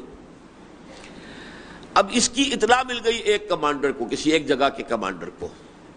اس نے ایک ایلچی بھیجا خاص پیغام دے کر، جاؤ سید صاحب کے پاس انہیں اطلاع دے دو کہ یہ سازش ہوئی ہے۔ وہ جب پہنچا ہے وہاں جہاں سید صاحب، سید احمد شہید رحمۃ اللہ علیہ مقیم تھے، تو وہ اس وقت پہنچا جبکہ سید صاحب بالا خانے پر جا چکے تھے، ان کے سونے کا وقت ہو گیا تھا، سونا تھا یا بہرحال اپنے وہ چلے گئے تھے اپنے خلوت میں۔ اب سوچا اس نے کہ میں جگاؤں یا ان کی خلوت میں مخل ہوں تو یہ ادب کے خلاف ہے، اور پھر وہ تو روشن ضمیر ہیں، انہیں تو سب خود بخود پتا ہے، یہ بات جو ہے اس کے بغیر بھی ان کے تو علم میں ہوگی، کیا ضروری ہے کہ میں ہی پہنچاؤں تو اطلاع ملے گی۔ وہ نہیں پہنچایا اور وہ قتل عام ہوا۔ تو یہ خرابیاں کیوں پیدا ہوتی ہیں؟ شخصیت پرستی۔ میں نے ہمیشہ یہ چاہا ہے کہ جو میرا ساتھی بنے وہ میرے فکر کے حوالے سے بنے۔ میں نے بتایا بھائی میں نے یہ سمجھا ہے کہ دینی فرض ہے، جو اس کا قائل ہو جائے اب پھر یہ کہ وہ خود تلاش کرے، اگر مجھ سے بہتر کوئی فرد ملتا ہے، کوئی جماعت ملتی ہے، ان میں شریک ہو کر اپنا فرض ادا کرے، لیکن جو میرے ساتھ آئے وہ بھی میرے اس فکر کی بنیاد پر آئے۔ یہی کچھ ہے ساقی متاع فقیر، اسی سے فقیری میں ہوں میں امیر، میرے قافلے میں لٹا دے اسے، لٹا دے ٹھکانے لگا دے اسے۔ میرے پاس تو یہ فکر ہے، یہ سوچ ہے جو مجھے اللہ نے عطا فرمائی ہے قرآن اور سنت و سیرت کے مطالعے سے، اس کو میں عام کر رہا ہوں۔ لہذا جو بھی آئے وہ اس کے حوالے سے آئے، مجھ پر تنقید بھی کرے، کوئی حرج نہیں ہے، میری خامیوں کا پر بھی نگاہ رکھے، بہت اچھی بات ہے، میری خامیوں پر مجھے متنبہ کرے، اچھا ہے کہ کہیں کوئی عجب کا اور کوئی تکبر کا اور کہیں کسی درجے میں غرور کا اگر کوئی امکان بھی پیدا ہو رہا ہو تو وہ بھی پاؤں تلے مسئلہ جائے، بہت اچھا ہوگا۔ لیکن یہ ہے وہ سبب جس کی وجہ سے ہمارے ہاں کچھ معاملہ ایسا ہوا ہے کہ چونکہ میرے ان اسباب کی وجہ سے میں نے وہ تدین کا وہ جو معاملہ ہوتا ہے خاص، سنن عادت، نوافل عبادت اور آداب جو ہیں عام، ان میں خود میرے ہاں کوتاہی ہے۔ اب اس کا علاج یہی ہے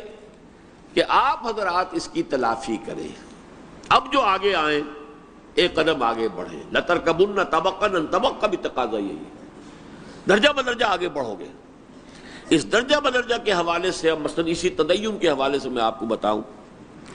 ظاہر بات ہے میں شروع کرتا ہوں اس تاریخ کو، سب سے پہلے شیخ الہند مولانا محمود حسن، وہ تو علماء کے طبقے میں سے تھے، بہت بڑے عالم دین تھے، اس دور کے علماء کے جو اوصاف ہوتے تھے وہ سب ان میں بدرجہ کمال بدرجہ اتم موجود تھے، لیکن جو کمیاں تھیں وہ بھی موجود تھیں، جدید فکر سے واقف نہیں تھے، دنیا میں کیا ہو رہا ہے یہ انہیں پتہ ہی نہیں تھا، اس لیے تو وہ قائل ہو گئے تھے ابوالکلام آزاد کے کہ سن 1915 میں ابوالکلام آزاد نے کہا تھا یہ کیا آپ سوچ رہے ہیں اور آپ کے ساتھی سوچ رہے ہیں، اب نہ آپ کو مدد ملے گی افغانستان سے، نہ مدد ملے گی ترکی سے۔ پروگرام یہ بنا تھا کہ شیخ الہند جائیں گے حجاز، اور چونکہ ابھی جو ہے وہ حجاز پر ابھی تھا ترکوں کا تسلط، تو اور خاص طور پہ مدینے میں وہ ترکی گورنر موجود تھا فخری پاشا، اس کے ذریعے سے دارالخلافہ جو ہے خلافت ترکی کی جو ہے اس سے رابطہ قائم کریں گے کہ وہاں سے وہ ہمیں فوجی امداد دیں، وہ حملہ کریں، اور ادھر سے مولانا عبید اللہ سندھی کو بھیجا گیا افغانستان کے جہاں کے امیر کابل کے پاس، آپ جائیے، اندر سے ہم بغاوت کریں گے، اس جو ہے ریشمی رومال تحریک، تو اندر سے ہم بغاوت کریں، باہر سے آپ کی مدد آئے، تو اس طریقے سے ہم انگریزوں کو یہاں سے نکال باہر کریں گے۔ لیکن مولانا آزاد نے کہا کہ یہ آپ بھول جائیے، زمانہ بدل گیا ہے، نہ اب آپ کو کوئی مدد ترکی سے مل سکتی ہے، نہ کوئی مدد افغانستان سے مل سکتی ہے۔ چنانچہ ہوا یہی کہ وہاں پہ شریف حسین والی مکہ نے گرفتار کر کے انگریز کی خدمت میں پیش کر دیا، جس نے لے جا کر مالٹا میں جا کر نظر بند کر دیا حضرت شیخ الہند کو۔ یہی حشر ہونے والا تھا مولانا عبید اللہ سندھی کا، وہ نوجوان اور سکھ سے مسلمان ہوئے ہوئے تھے، جاٹ تھے پنجابی، وہ بھاگے اور انہوں نے سرحد کراس کیا اور وہ چلے گئے روس، اس لیے بچ گئے، ورنہ ان کا بھی حشر وہی ہوتا، انگریز کی خدمت میں امیر کابل جو ہے اس نے پیش کر دینا تھا، یہ آپ کا باغی ہمارے ہاں آیا ہوا، لیجیے سنبھالیے۔ یہی وجہ ہے کہ جب مولانا واپس آئے ہیں تو اب وہ قائل تھے کہ حالات کے نبض پر ہماری انگلیاں نہیں ہیں، اس نوجوان کی ہیں، یہ جانتا ہے کہ آپ حوالہ کو جو میں نے آج کہا کہ شعور، تاریخ کا شعور، اس وقت ہم کہاں کھڑے ہیں، حالات کس درجے میں بدل چکے ہیں، ان کے تقاضے کیا ہیں، یہ شعور نہ ہو تو کوئی تحریک کیسے چلے گی؟ یہ شعور انہیں اندازہ ہو گیا کہ ہمیں حاصل نہیں ہے، ہم نے قال اللہ و قال رسول کے جزیروں کے اندر زندگی گزار دی ہے، اور اس لیے جو بھی حالات ہیں دنیا کے اس وقت کے ان سے ہم واقف نہیں ہیں۔ مولانا آزاد چونکہ دنیا میں گھومے پھرے بھی تھے، ان کی پیدائش بھی مکے کی ہے، اور اس کے علاوہ بھی وہ دنیا میں گھومے پھرے، اور عربی زبان کے ان کے روابط جو ہیں مصر کے اخبارات اور رسائل سے ان کے روابط تھے، اس حوالے سے وہ زیادہ واقف تھے، اس لیے انہوں نے کہا تھا کہ اس کے ہاتھ پر بیعت کرو، اسے امام الہند مانو، اور تب یہ جو ہے سب کے سب جو ہے پھر جہاد اور جو بھی آزادی کی جد و جہد کرو۔ لیکن یہ کہ ظاہر بات ہے کہ شیخ الہند کا تدین جو ہے وہ تو کس درجے کمال کا تھا، اس میں تو کیا شک ہو سکتا ہے، لیکن اس کے بعد اقبال، تدین کے اعتبار سے تو معاملہ بہت ہی پتلا تھا، نہ داڑھی ہے، وہ تو چشتی صاحب فرمایا کرتے تھے کہ آخری دن جو انتقال کا تھا اس دن بھی شیو کیے وہ، اور اسی طریقے سے یہ کہ نماز پنج وقتہ کے دوبارہ وہ پابند اس معنی میں تو ہرگز نہیں تھے کہ مسجد میں جاتے ہیں، وہ یہ ہے کہ رات کی کوئی نماز جو ہے وہ جو ملنگوں والی نماز ہوتی ہے نا، وہ تو ان کی ہوتی تھی، صبح رات کو قرآن پڑھنا، رونا اور تہجد وغیرہ جو بھی ہے، لیکن یہ کہ باضابطہ جس کو اقامت صلاۃ کہتے ہیں ان کی زندگی میں نہیں تھی۔ تو تدین کے اعتبار سے ان کا پلڑا بہت ہلکا تھا، جبکہ فکر کے اعتبار سے بہت بلند، ایک پلڑا بہت بھاری، دوسرا پلڑا بہت ہلکا۔ اس کے بعد آئے مولانا آزاد، ان کے ہاں تدین اقبال سے تو بہتر تھا، داڑھی تھی، چھوٹی سی تھی، چگی سی تھی، لیکن تھی تو صحیح۔ اور پھر یہ کہ ان کے اندر جو ہے اور بھی کچھ چیزیں تھیں، خود ان کا کہنا یہ ہے کہ ہم ردائے رندی اور گلی میں زہد بیک وقت اوڑھنے کے جرم کے جو ہے وہ مرتکب ہیں۔ ان کی زندگی میں کوئی رنگینی بھی تھی، مختلف اس کی روایات آتی، میں اس کے ضمن میں نہیں جانا چاہتا، لیکن یہ کہ ان کے ہاں تدین جو ہے وہ بڑے ابتدائی درجے میں تھا، وہ اس سے آگے نہیں تھا۔ اگرچہ قرآن مجید پر ان کی نظر، عربی زبان کی گہرائیوں کے اندر ان کا اترنا، عربی شاعری، فارسی شاعری پر ان کا جو بھی امور تھا انہیں حاصل، وہ اپنی جگہ پر ہے۔ مولانا مودودی آگے آئے نیکسٹ۔ اب ان کے آئیے کہ داڑھی رکھی بہت دیر میں مولانا نے، لیکن بہرحال وہ داڑھی جو ہے شرعی داڑھی تھی، لیکن گھر میں اس طرح کا پردہ نہیں تھا جیسا کہ یعنی دین کا تقاضا ہے۔ نوجوان ملازم جو ہے وہ وہاں پہ انہوں نے خانسامہ کی حیثیت سے رکھا ہوا تھا، اسی طریقے سے ان کے ہاں ان کے اولاد کے اندر بھی وہ پردے کا وہ اہتمام تو نہیں ہے، اس لیے وہ تدین جو ہے درجہ درجہ بڑھ رہا ہے، رفتہ رفتہ بڑھ رہا ہے، لیکن بہرحال مولانا آزاد سے وہ آگے تھے۔ الحمدللہ کہ اس سے تو کافی آگے نکلنے کی اللہ نے ہمیں توفیق دی ہے۔ اب ہمارا وہ مسئلہ نہیں ہے کہ داڑھی کا خاص جو ہے وہ جیسے قادیانیوں کی معاذ اللہ داڑھی کا ایک خاص سٹائل مشہور ہو گیا تھا، پھر جماعت اسلامی کا بھی ایک خاص جو ہے برانڈ وہ داڑھی کا جو ہے وہ مشہور، وہ ہمارا نہیں ہے، اللہ کے فضل ہے۔ ہمارے بہت سے ساتھیوں نے اس طرح کی داڑیاں بھی رکھی ہوئی ہیں، لیکن اکثر و بیشتر کی داڑیاں اچھی ہیں، وہ شرعی ہیں، صحیح ہیں۔ تو اس حوالے سے ہمارے ہاں کچھ تو فرق پڑا ہے، لیکن کوئی بہت آؤٹ آف دی پروپورشن چھلانگ نہیں لگے گی۔ لَتَرْقَبُنَّ طَبَقًا عَنْ طَبَقٍ۔ اس حوالے سے یہ ہے کہ امید ہے کہ اب میرے بعد جو قیادت آئے گی مجھے توقع ہے انشاءاللہ کہ وہ اس میں جو میری کمی ہے اس کی تلافی، اس قصر کا جبر جو ہے انشاءاللہ تعالی وہ کرے گی۔ اور میں نے اتنا وقت اس لیے لیا ہے کہ جو میرے بعد آنے والی قیادت ہے وہ اس کی اہمیت کو میرے اس خطاب کے حوالے سے اپنے پیش نظر رکھے۔ میں نے جو فکر انہیں دیا ہے اس پہ میری تو اسی کشمکش میں گزری میری زندگی کی راتیں، کبھی سوز و ساز رومی، کبھی پیچ و تاب راضی۔ میں نے تو بڑی بڑی اس کے اندر غور و فکر کے بہت سے مراحل طے کیے۔ آپ لوگوں کو وہ فکر مل گیا ہے، مجھ سے مل گیا ہے، ڈھلا ڈھلایا، بنا بنایا، مرتب شدہ۔ اب یہ کہ آپ کو دوسرے پہلو سے مجھ سے آگے بڑھنا چاہیے، اس فکر کو جو بھی لیا ہے اسے بھی آگے بڑھائیے، اس میں بھی اپنی ذاتی جو ہے جو بھی صلاحیت ہے اس کو لگائیے، لیکن یہ ہے کہ اس میں خاص طور پر یہ تدین اور نوافل عبادات کے میدان میں اور اسی طریقے سے یہ جو سنن عادت ہے اس میں بھی آگے بڑھنے کی کوشش کریں۔ یہ گویا کہ ہماری اس تنظیم سے آگے بڑھنے کے لیے جو ہے اس کا لَتَرْكَبُنَّ طَبَقًا عَنْ طَبَقٍ کا اگلا مرحلہ جو ہے یہ اس میں اس کی اہمیت کو پیش نظر رہنا چاہیے۔ یہ تقابلی مطالعہ بعض مواقع پر میں نے اور بھی کیا ہے۔ ایک اس بات پر بھی ذاتی طور پر میں اللہ کا شکر ادا کرتا ہوں کہ میں نے کوئی کام جو ہے دینی اہم وہ ناپختہ عمر میں شروع نہیں کیا۔ مولانا ابوالکلام آزاد 24 برس میں الہلال نکالا، 25 برس کے تھے کہ حزب اللہ قائم کر دی اور بیعت لے لی لوگوں سے، لیکن یہ عمر پختہ عمر نہیں ہے۔ حتی اذا بلغ اشدہ وبلغ 40 سنۃ، 40 برس کی عمر سے قبل اتنا بڑا کوئی اقدام کر دینا تو اس کے اندر خطرات زیادہ مثمر ہوتے ہیں۔ ابھی طبیعت کے اندر جو ہے اتار چڑھاؤ کے بہت سے مراحل آ سکتے ہیں۔ مولانا مودودی نے بھی 29 برس کی عمر میں تو اپنا جو ہے وہ رسالہ نکال لیا تھا ترجمان القرآن، اور پھر 38 برس کی عمر میں جماعت قائم کی۔ میں جب جماعت سے علیحدہ ہوا میری عمر 25 برس تھی، لیکن میں نے صاف اعتراف کر لیا تھا کہ میں خود اپنی بنیاد پر کوئی کام نہیں کر سکتا۔ انتظار میں رہا ہوں کہ یہ جو اور اکابر علیحدہ ہوئے تھے جماعت سے تو یہ کوئی بنا لے کوئی نظام، تو میں بھی شامل اس کی ان مساعی میں بھی شریک رہا تھا۔ لیکن کب کام شروع کیا میں نے؟ میثاق جب میں نے جاری کیا ہے اور جب میں نے لاہور منتقل ہوا ہوں میں کہ اب مجھے اپنی ذاتی حیثیت سے اپنی کام کا آغاز کر دینا چاہیے، تو 33 برس کی عمر تھی میری۔ جماعت میں نے بنائی ہے جب 43 برس کا تھا میں۔ اس حوالے سے نوٹ کر لیجئے کہ ایک پختہ عمر میں اٹھا ہوا قدم، بلکہ جو میرا کتابچہ ہے حساب کم و بیش اس کو اگر آپ پڑھیں گے تو اس میں آپ کو معلوم ہوگا میں کتنی شدید الجھن میں رہا ہوں کہ ایک وقت ایسا آیا کہ میرا تقاضا اب یہ تھا حالات کا کہ میں پریکٹس چھوڑ دوں اور ہمتاً لگ جاؤں اس کام میں، لیکن میرے پاس کوئی ذریعہ آمدنی تھا ہی نہیں، نہ کوئی جائیداد، نہ کوئی اور ذریعہ آمدنی. تو گویا کہ اندھا اعتماد اللہ پر درکار تھا، اندھا اعتماد، بلائنڈ فیتھ اینڈ ٹرسٹ کہ وہ رازق ہے،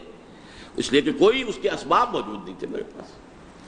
تو اسی چکر میں رہا کہ میں ابھی 40 برس کا ہوں نہیں اور اتنا بڑا قدم اٹھا دوں، یہ ٹھیک نہیں ہے. میں نے اس میں تفصیل سے لکھا ہے کس قدر ایک ذہنی میں کشاکش میں اس وقت گرفتار رہا ہوں، اور کچھ تھوڑی دیر کے لیے، کئی گھنٹے کے لیے میری یادداشت عائد ہو گئی تھی، اس درجے میں دباؤ میں تھا ذہنی اعتبار سے. یہ ساری تفصیل اس میں ہے، حساب کم و بیش میں. لیکن پھر جب میں فروری کے آغاز میں بیٹھا ہوا تھا حرم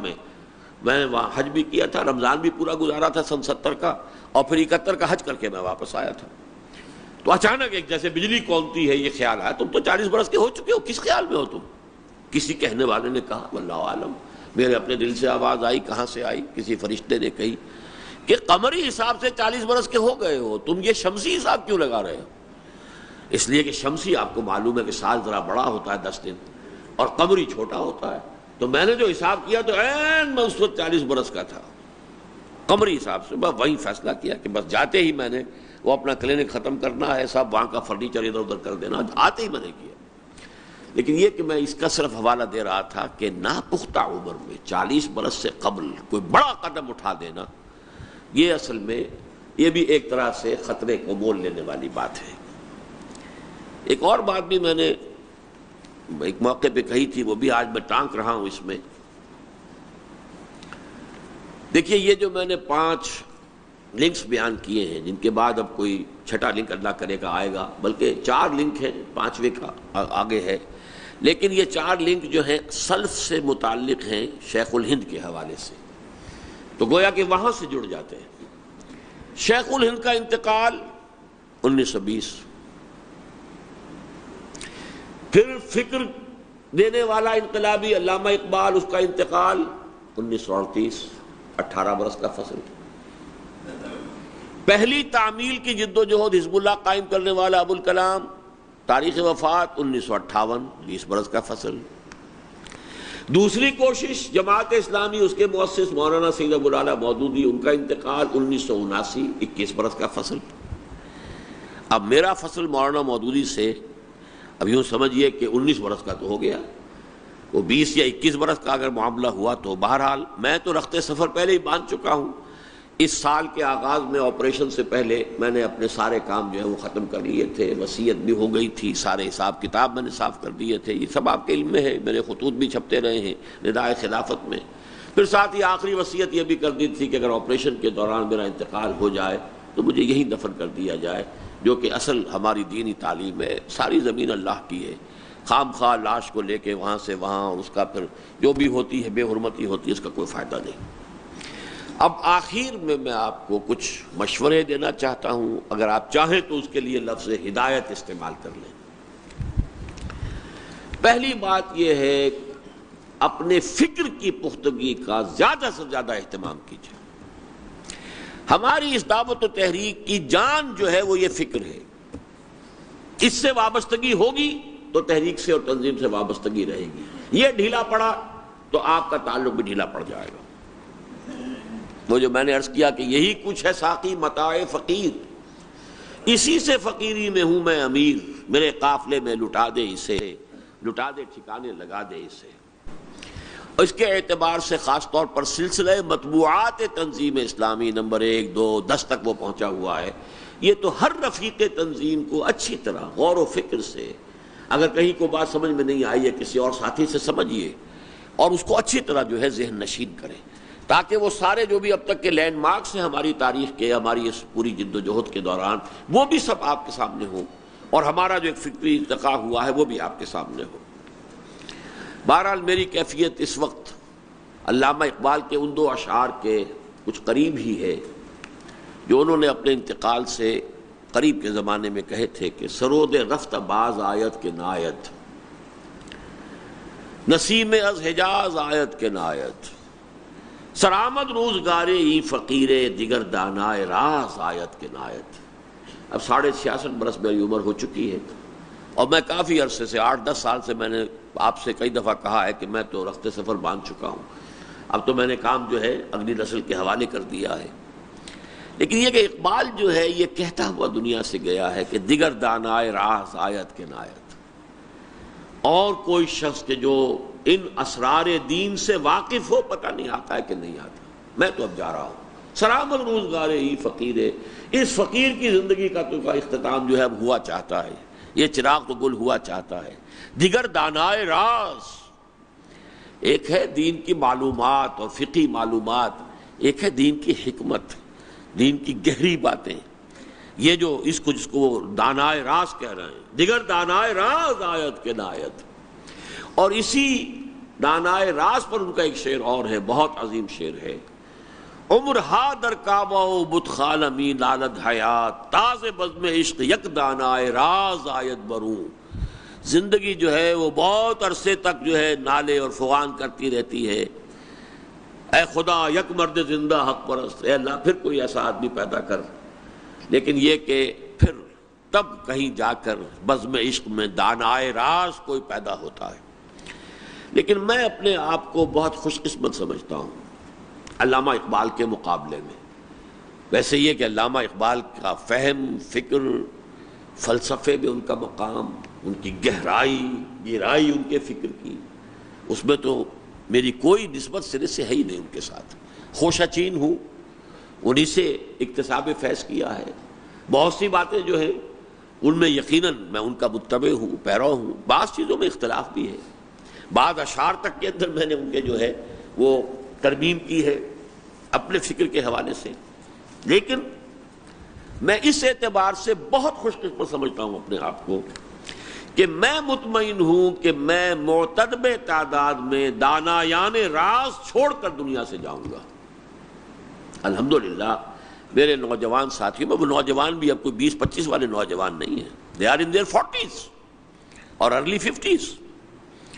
اب یہ جو لوگ ہیں، چاہے ان میں میرے بیٹے بھی ہیں، میرے داماد بھی ہیں، باقی یہ کہ میرے مانوی بیٹے ہیں، یہ جنہوں نے یہ محنتیں کی ہیں، جنہوں نے قرآن مجید کے درس مجھ سے لیے ہیں، جنہوں نے اس کے لیے اپنی زندگیوں کو وقف کیا ہے، جنہوں نے اپنے کیریئر چھوڑ دیے ہیں، اپنے سارے جو بھی ان کے پروفیشنز تھے ان کو چھوڑ دیا ہے، جنہوں نے اپنے آپ کو ہمہ وقت اس کام کے لیے لگایا ہے، اور ان میں سے وہ معتدب تعداد کے اندر وہ ہیں کہ جو اس پورے فکر اور فلسفے کی گہرائیوں کی اچھی طریقے سے گرفت جو ہے وہ ان کے ہاتھ میں آ چکی ہے۔ تو میں یہ بجائے یہ کہنے کے کہ سرآمد روزگار ہی فقیر دیگر دانائے راز آیت کے نایت، تو میں تو مطمئن ہوں کہ بہت سے دانایان راز الحمدللہ کے تیار ہو گئے ہیں کہ جو میرے پیچھے اس مشن کو اسی طریقے سے آگے لے کر بڑھنے کی صلاحیت رکھتے ہیں۔ یہ اللہ تعالیٰ کا خاص فضل ہے، اور اس میں کئی مرتبہ تذکرہ کیا ہے۔ ویسے تو یہ کہ جتنے بھی یہ نوجوان میرے ساتھی ہیں، پھر میں کہہ رہا ہوں یہ نوجوان وہ 20-25 والی عمر کے لوگوں کو نہیں میں کہہ رہا، وہ بھی ہیں ان میں، لیکن اب وہ لوگ بھی ہیں کہ جو ادھیڑ عمر میں آ چکے ہیں، تو ان میں اور بھی بہت ہیں، لیکن میرے اپنے بیٹے بھی ہیں، سلبی بیٹے بھی ہیں۔ یہ بہت بڑا فضل ہے، بہت بڑا فضل ہے، بہت بڑا فضل۔ اس دور میں تو یہ سب لوگ کہتے ہیں کہ تقریباً انقا سی بات ہو گئی ہے۔ ہمارے قدیم طرز کے علماء میں تو پھر بھی کوئی نہ کوئی ایک آدھ تو ضرور نکل آتا ہے جو جانشین بن جائے، لیکن یہ کہ عام طور پر جو ایک جس کو مولانا مودودی نے بیچ کی راس کہا تھا کہ میں تو بیچ کی راس کا آدمی ہوں، نہ جدید تعلیم یافتہ لوگوں میں سے ہوں، نہ میں علماء روایتی علماء میں سے ہوں، میں بیچ کی راس کا آدمی ہوں۔ تو یہ جو بیچ کی راس کے داعی یا جو دانشور یا مدبر یا مفسر یا جو بھی علماء نکلے ہیں، ان میں سے تو میں سمجھتا ہوں کہ شاید ہی کوئی استثناء ہو، ان کی اولاد میں سے کوئی ان کے مشن کے ساتھ شامل نہیں ہو۔ تو اللہ کے فضل و کرم سے اس معاملے میں جیسے میں نے کہا تھا کہ حضرت ابراہیم کا جو منہاج تھا، انہوں نے اپنے بیٹوں کو، اپنے بھتیجے کو، ان کو بٹھایا، کرو یہ کام تم کرو، یہاں تم بیٹھ جاؤ، مراکز قائم کیے۔ اسی کی جھلک ہے جو ہمیں ان مجددین میں نظر آتی ہے جو منہاج ابراہیمی پر کام کر رہے تھے۔ حضرت شیخ احمد سرہندی رحمۃ اللہ علیہ، 4 بیٹے، چاروں ان کے نقش قدم پر ہو بہو، چاروں اس میدان کے اندر۔ شاہ ولی اللہ دہلوی 4 بیٹے، چاروں اسی میدان میں۔ ان میں سے ایک جو ہے وہ شاہ عبدالعزیز، شاہ عبدالقادر، شاہ رفیع الدین۔ واقعہ یہ کہ ان کی عظمت، ان کو آدمی دیکھتا ہوا تو ٹوپی گرنے لگتی ہے، اتنی عظمت ہے ان کی علمی فکری۔ لیکن ایک بیٹا جو تھا شاہ عبدالغنی، وہ نوجوانی کی عمر میں فوت ہو گیا، اس کے کوئی جوہر کھلے نہیں، سامنے نہیں آئے، کیا کچھ اس کے اندر ہوگا وہ نہیں پتہ چل سکا لوگوں کو، لیکن ان کے بیٹے تھے شاہ اسماعیل شہید، وہ پوتے نے آ کے وہ کسر پوری کر دی، جو سید احمد بریلوی رحمۃ اللہ علیہ کے دست راست بنے۔ اس پہلو سے اس کی مثالیں موجود ہیں ہمارے ہاں اللہ کے فضل و کرم سے۔ بعض انبیاء بھی اس چیز سے جو ہے وہ اس طریقے سے اللہ تعالیٰ نے ان پر وہ فضل نہیں کیا۔ حضرت نوح علیہ السلام کا ایک بیٹا ان کے نگاہوں کے سامنے غرق ہوا ہے، 3 بیٹے ان کے ساتھ تھے، ایمان لائے تھے، لیکن ایک بیٹا تو وہ تھا سورہ ہود میں جس کا تذکرہ ہے، ان کے نگاہوں کے سامنے غرق ہوا ہے۔ اس طرح میں نے تذکرہ کیا تھا کہ حضرت ابراہیم کے بھی جو تیسری زوجہ محترمہ تھی قطورہ، ان کی اولاد کا تذکرہ کو خاص نہیں آتا، معلوم ہوتا ہے کہ ان میں سے کسی کو نبوت نہیں ملی، اگرچہ ان کے ایک کی شاخ میں پھر حضرت شعیب علیہ السلام کی بعثت ہوئی۔ لیکن یہ بات کہ 4 بیٹے ہوں اور چاروں اس مشن کے اندر اور چاروں نمایاں ہوں اور چاروں اس کے اندر جو ہے کارہائے نمایاں سر انجام دے رہے ہوں، یہ اللہ کا خصوصی فضل ہوتا ہے۔ بہرحال اس کا ایک سمجھ لیجئے 1,00,000 میں 1 کا یہ فضل جو ہے اس درجے میں مجھ پر بھی ہوا ہے کہ اللہ تعالیٰ نے میری اولاد کو، میرے بیٹوں کو بھی، بیٹیوں کو بھی، میری بہوؤں کو بھی اور میرے دامادوں کو بھی، سب کو اس کام کے اندر شریک کیا ہے۔ وہ میرے دست و بازو ہیں، میرے ایسٹ ہیں، ان کو بھی تو لگانا ہے، یہ مال ہے۔ جہاں بھی قرآن مجید میں ذکر مال کے ساتھ اولاد کا آتا ہے، اموالکم و اولادکم انما اموالکم و اولادکم فتنہ، انما اموالکم و اولادکم فتنہ، 2 جگہ آیا ہے قرآن میں۔ تو اموال اور اولاد، چونکہ اولاد میں سے نرینہ اولاد کو بھی انسان ایسٹ سمجھتا ہے اپنا، اس حوالے سے اموال کے ساتھ اس کو جمع کیا ہے۔ ایک ہے محبوب ہونے کے ناطے سے وہ بیویوں کے ساتھ جمع کیا ہے، یا ایھا الذین آمنوا ان من ازواجکم و اولادکم عدو لکم فاحذروہم، وہاں وہ بیویوں کے ساتھ بریکٹڈ ہے۔ محبت فطری جو ہے جیسے بیویوں کے ساتھ ہے ویسے ہی اولاد کے ساتھ بھی ہے، لیکن اولاد میں سے اولاد نرینہ کا ایک تعلق یہ بھی ہے کہ وہ ایسٹ شمار ہوتے ہیں، وہ دولت شمار ہوتے ہیں، لہذا اگلی آیت میں پھر ان کا دہرا دیا انما اموالکم و اولادکم فتنہ، تو وہ بھی انسان اس کو انویسٹ کرے، اسے لگائے اللہ کے دین کے لیے۔ اللہ نے مجھے اس کی توفیق دی ہے۔ بہرحال اس میں اب یہ ہے کہ تنظیم کے رفقاء اس میں جو تساہل ہے ان میں، پڑھتے نہیں ہیں، کبھی شکایت کرتے ہیں، یہ چیزیں جو ہیں، جو پمفلٹ جن کے میں نے نام لی، یہ مشکل بھی نہیں ہے۔ تیسرا کتابچہ ذرا سا مشکل ہوگا، لیکن اس میں بھی خاص طور پر وہ حصہ جب کہ تنظیم کا ابتدائی خاکہ بنا ہے، جبکہ وہ بھی جماعت سے علیحدہ ہونے والے اکابر بھی ساتھ شامل تھے، مولانا اصلاحی صاحب، مولانا عبدالغفار حسن صاحب، تو وہ بھی بہت آسان الفاظ کے اندر ہے، لیکن یہ کہ ان چیزوں کو اچھی طرح سمجھیں، حرز جان بنائیں، اپنے فکر کے اجزاء بنا لیں۔ دوسری بات، حضور کی حدیث کے حوالے سے 2 چیزوں کا ذکر کثرت سے جب پوچھا گیا، آپ نے فرمایا بلکہ ان هذه القلوب لتصدع كما يصدع الحديد اذا اصابه الماء، یہ دل جو ہے ان پر زنگ آ جایا کرتا ہے جیسے کہ دلوں پر زنگ آ جاتا ہے، جیسے کہ لوہے پر زنگ آ جاتا ہے اگر اس پر پانی پڑتا رہے۔ پوچھا گیا فما جلاؤها یا رسول اللہ، حضور ہماری تلواریں اگر زنگ آلود ہو جاتی ہیں تو ہم سیکل کرتے ہیں، پالش کر لیتے ہیں، پھر چمک اٹھتی ہیں، تو دلوں کے لیے بھی کوئی پالش ہے؟ فرمایا ہاں ہے، کثرت و ذکر الموت و تلاوت القرآن، کثرت کے ساتھ موت کا ذکر، یاد رہے جانا ہے، یہ رہنے کی جگہ نہیں ہے، جانا ہے، اور کچھ پتہ نہیں کبھی جانا ہو جائے، کچھ پتہ نہیں آج ہی رات کو جو بن جائے نقارہ کوچ جو ہے، کیا پتہ۔ غیر یقینی شے یہ زندگی، یقینی شے موت ہے۔ حتیٰ جاءک الیقین، حتیٰ اتاک الیقین، وہ یقین کا جو ہے مفسرین کے نزدیک مراد ہے موت، موت کے آنے تک، تا دم آخر، دم فارغ مباش، آخری وقت تک لگے رہو اس کام میں، لیکن اس آخری وقت کو یاد رکھو کہ وہ کسی بھی لمحے آ سکتا ہے۔ کثرت و ذکر الموت و تلاوت القرآن، القرآن مجید کی تلاوت، اس کا جو ہے جتنا زیادہ سے زیادہ اہتمام، زیادہ سے زیادہ التزام کیا جا سکے کیجئے۔ تیسری بات، نظم کی پابندی، بڑا ثقیل کام ہے، حکم ماننا کسی کو پسند نہیں ہے۔ یہ دوسری بات ہے، آپ کی غرض ہے، آپ ملازم ہیں، تنخواہ ملنی ہے، آپ اپنے افسر کا حکم مانتے ہیں، جھڑکیاں بھی سن لیتے ہیں، گردن جھکا کر سن لیتے ہیں، چاہے جب وہ کچھ آپ کو برا بھلا کہہ رہا ہو، دل میں آپ اسے برا بھلا کہہ رہے ہو۔ میرے ایک عزیز کا یہ واقعہ ہوا باقاعدہ کہ وہ کمیٹی میں ملازم تھے، میونسپل کمیٹی میں، سپرنٹینڈنٹ گارڈنز، تو جو کمیٹی کا چیئرمین تھا ایک روز، وہ تھا سکھ، اس زمانے کا واقعہ ہے یہ، ابھی قبل از تقسیم کا، تو ایک روز وہ بہت غصے میں جلال میں آیا، اس سکھ نے انہیں کچھ گالیاں دی، تو ان صاحب نے یہ کہا کہ سردار جی فرق کوئی نہیں پیندا، تسی میں نے اچھی اچھی گالاں کر رہے ہو، میں اپنے دل وچ کر رہے ہیں کہ جی کوئی فرق واقع نہیں ہوتا سردار جی، تم ذرا بلند آواز سے مجھے گالیاں دے رہے ہو، میں اپنے دل میں گالیاں دے رہا ہوں تمہیں۔ تو وہ کہتا سردار میں نے کان پکڑے کہ اب نہیں کسی کو گالی دوں گا۔ تو یہ کہ انسان جو ہے وہ اپنے جو بھی سپیریئرز ہیں، باسز ہیں، ان کی جھڑکیاں بھی سنتا ہے، لیکن دین کے لیے کام کرتے ہوئے اپنے امیر کی کوئی بات برداشت کرنا یہ عزت نفس کے خلاف ہے۔ یہی سارا فرق آ جاتا ہے، ویلیوز کا فرق یہاں ہے۔ وہاں تنخواہ ملتی ہے،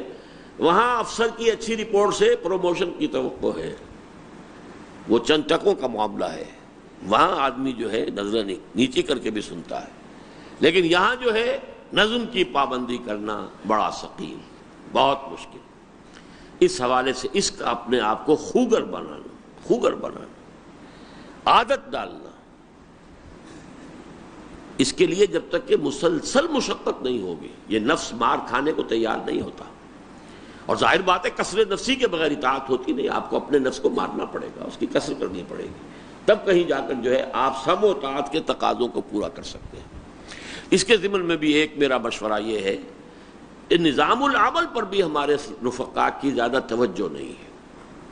یہ خود میں آپ سے عرض کر دوں کہ جیسا کہ میں نے پہلے بھی بیان کیا، یہ بھی اللہ کا بہت بڑا فضل ہے جو ہم پر ہوا ہے۔ ہم نے بیعت کی بنیاد پر نظام قائم کیا، لیکن اس میں نظام مشورہ بھی ہے، نظام تنقید بھی ہے، نظام احتساب بھی ہے، یہ سارے نظام اس کے اندر انکارپوریٹ کیے ہیں۔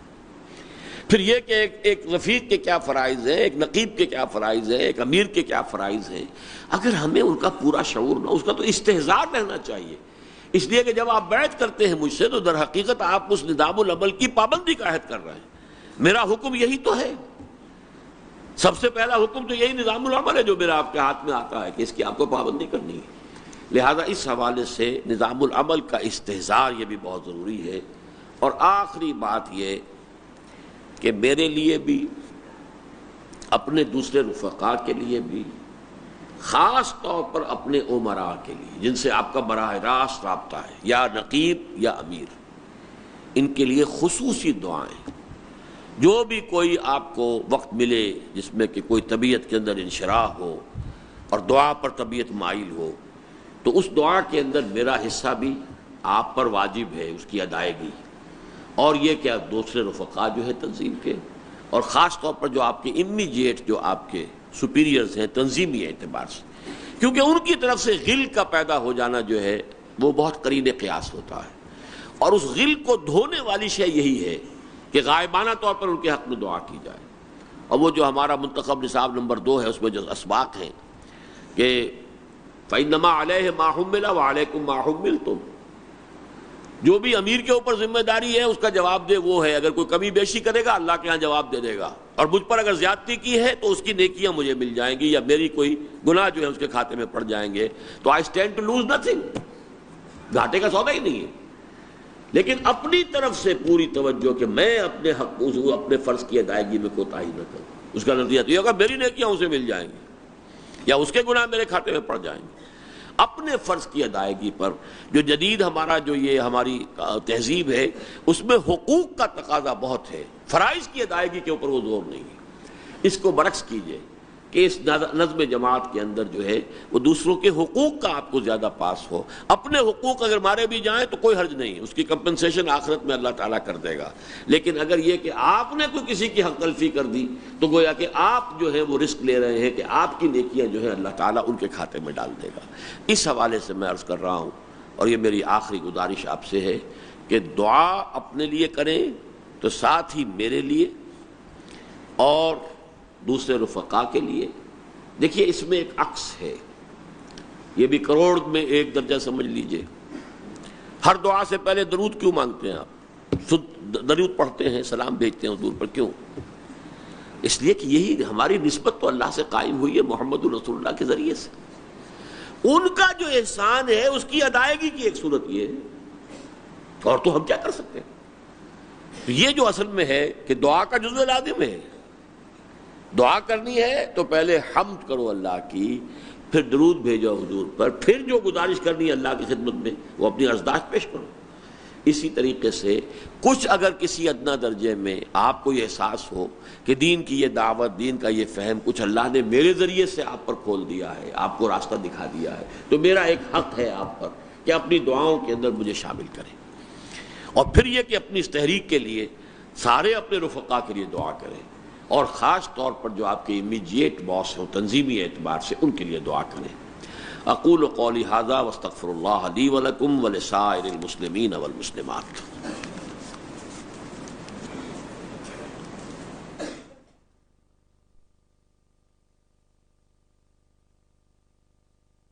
مزبہل زیادہ ہیں. اب اسی طرح نجیب صدیقی صاحب ہمارے ایک ساتھی ہیں، وہ تقریباً میرے ہم عمر ہوں گے لیکن جماعت اسلامی کے دور کے ساتھی ہیں. وہ سکھر میں ہوتے تھے، جماعت اسلامی کے بڑے فعال رکن تھے. اب وہ بھی بہت علیل ہیں اور گردے ان کے تقریباً جو ہیں وہ معروف ہیں، تو ڈائلسس ہوتا ہے شاید ہفتے میں 2 مرتبہ،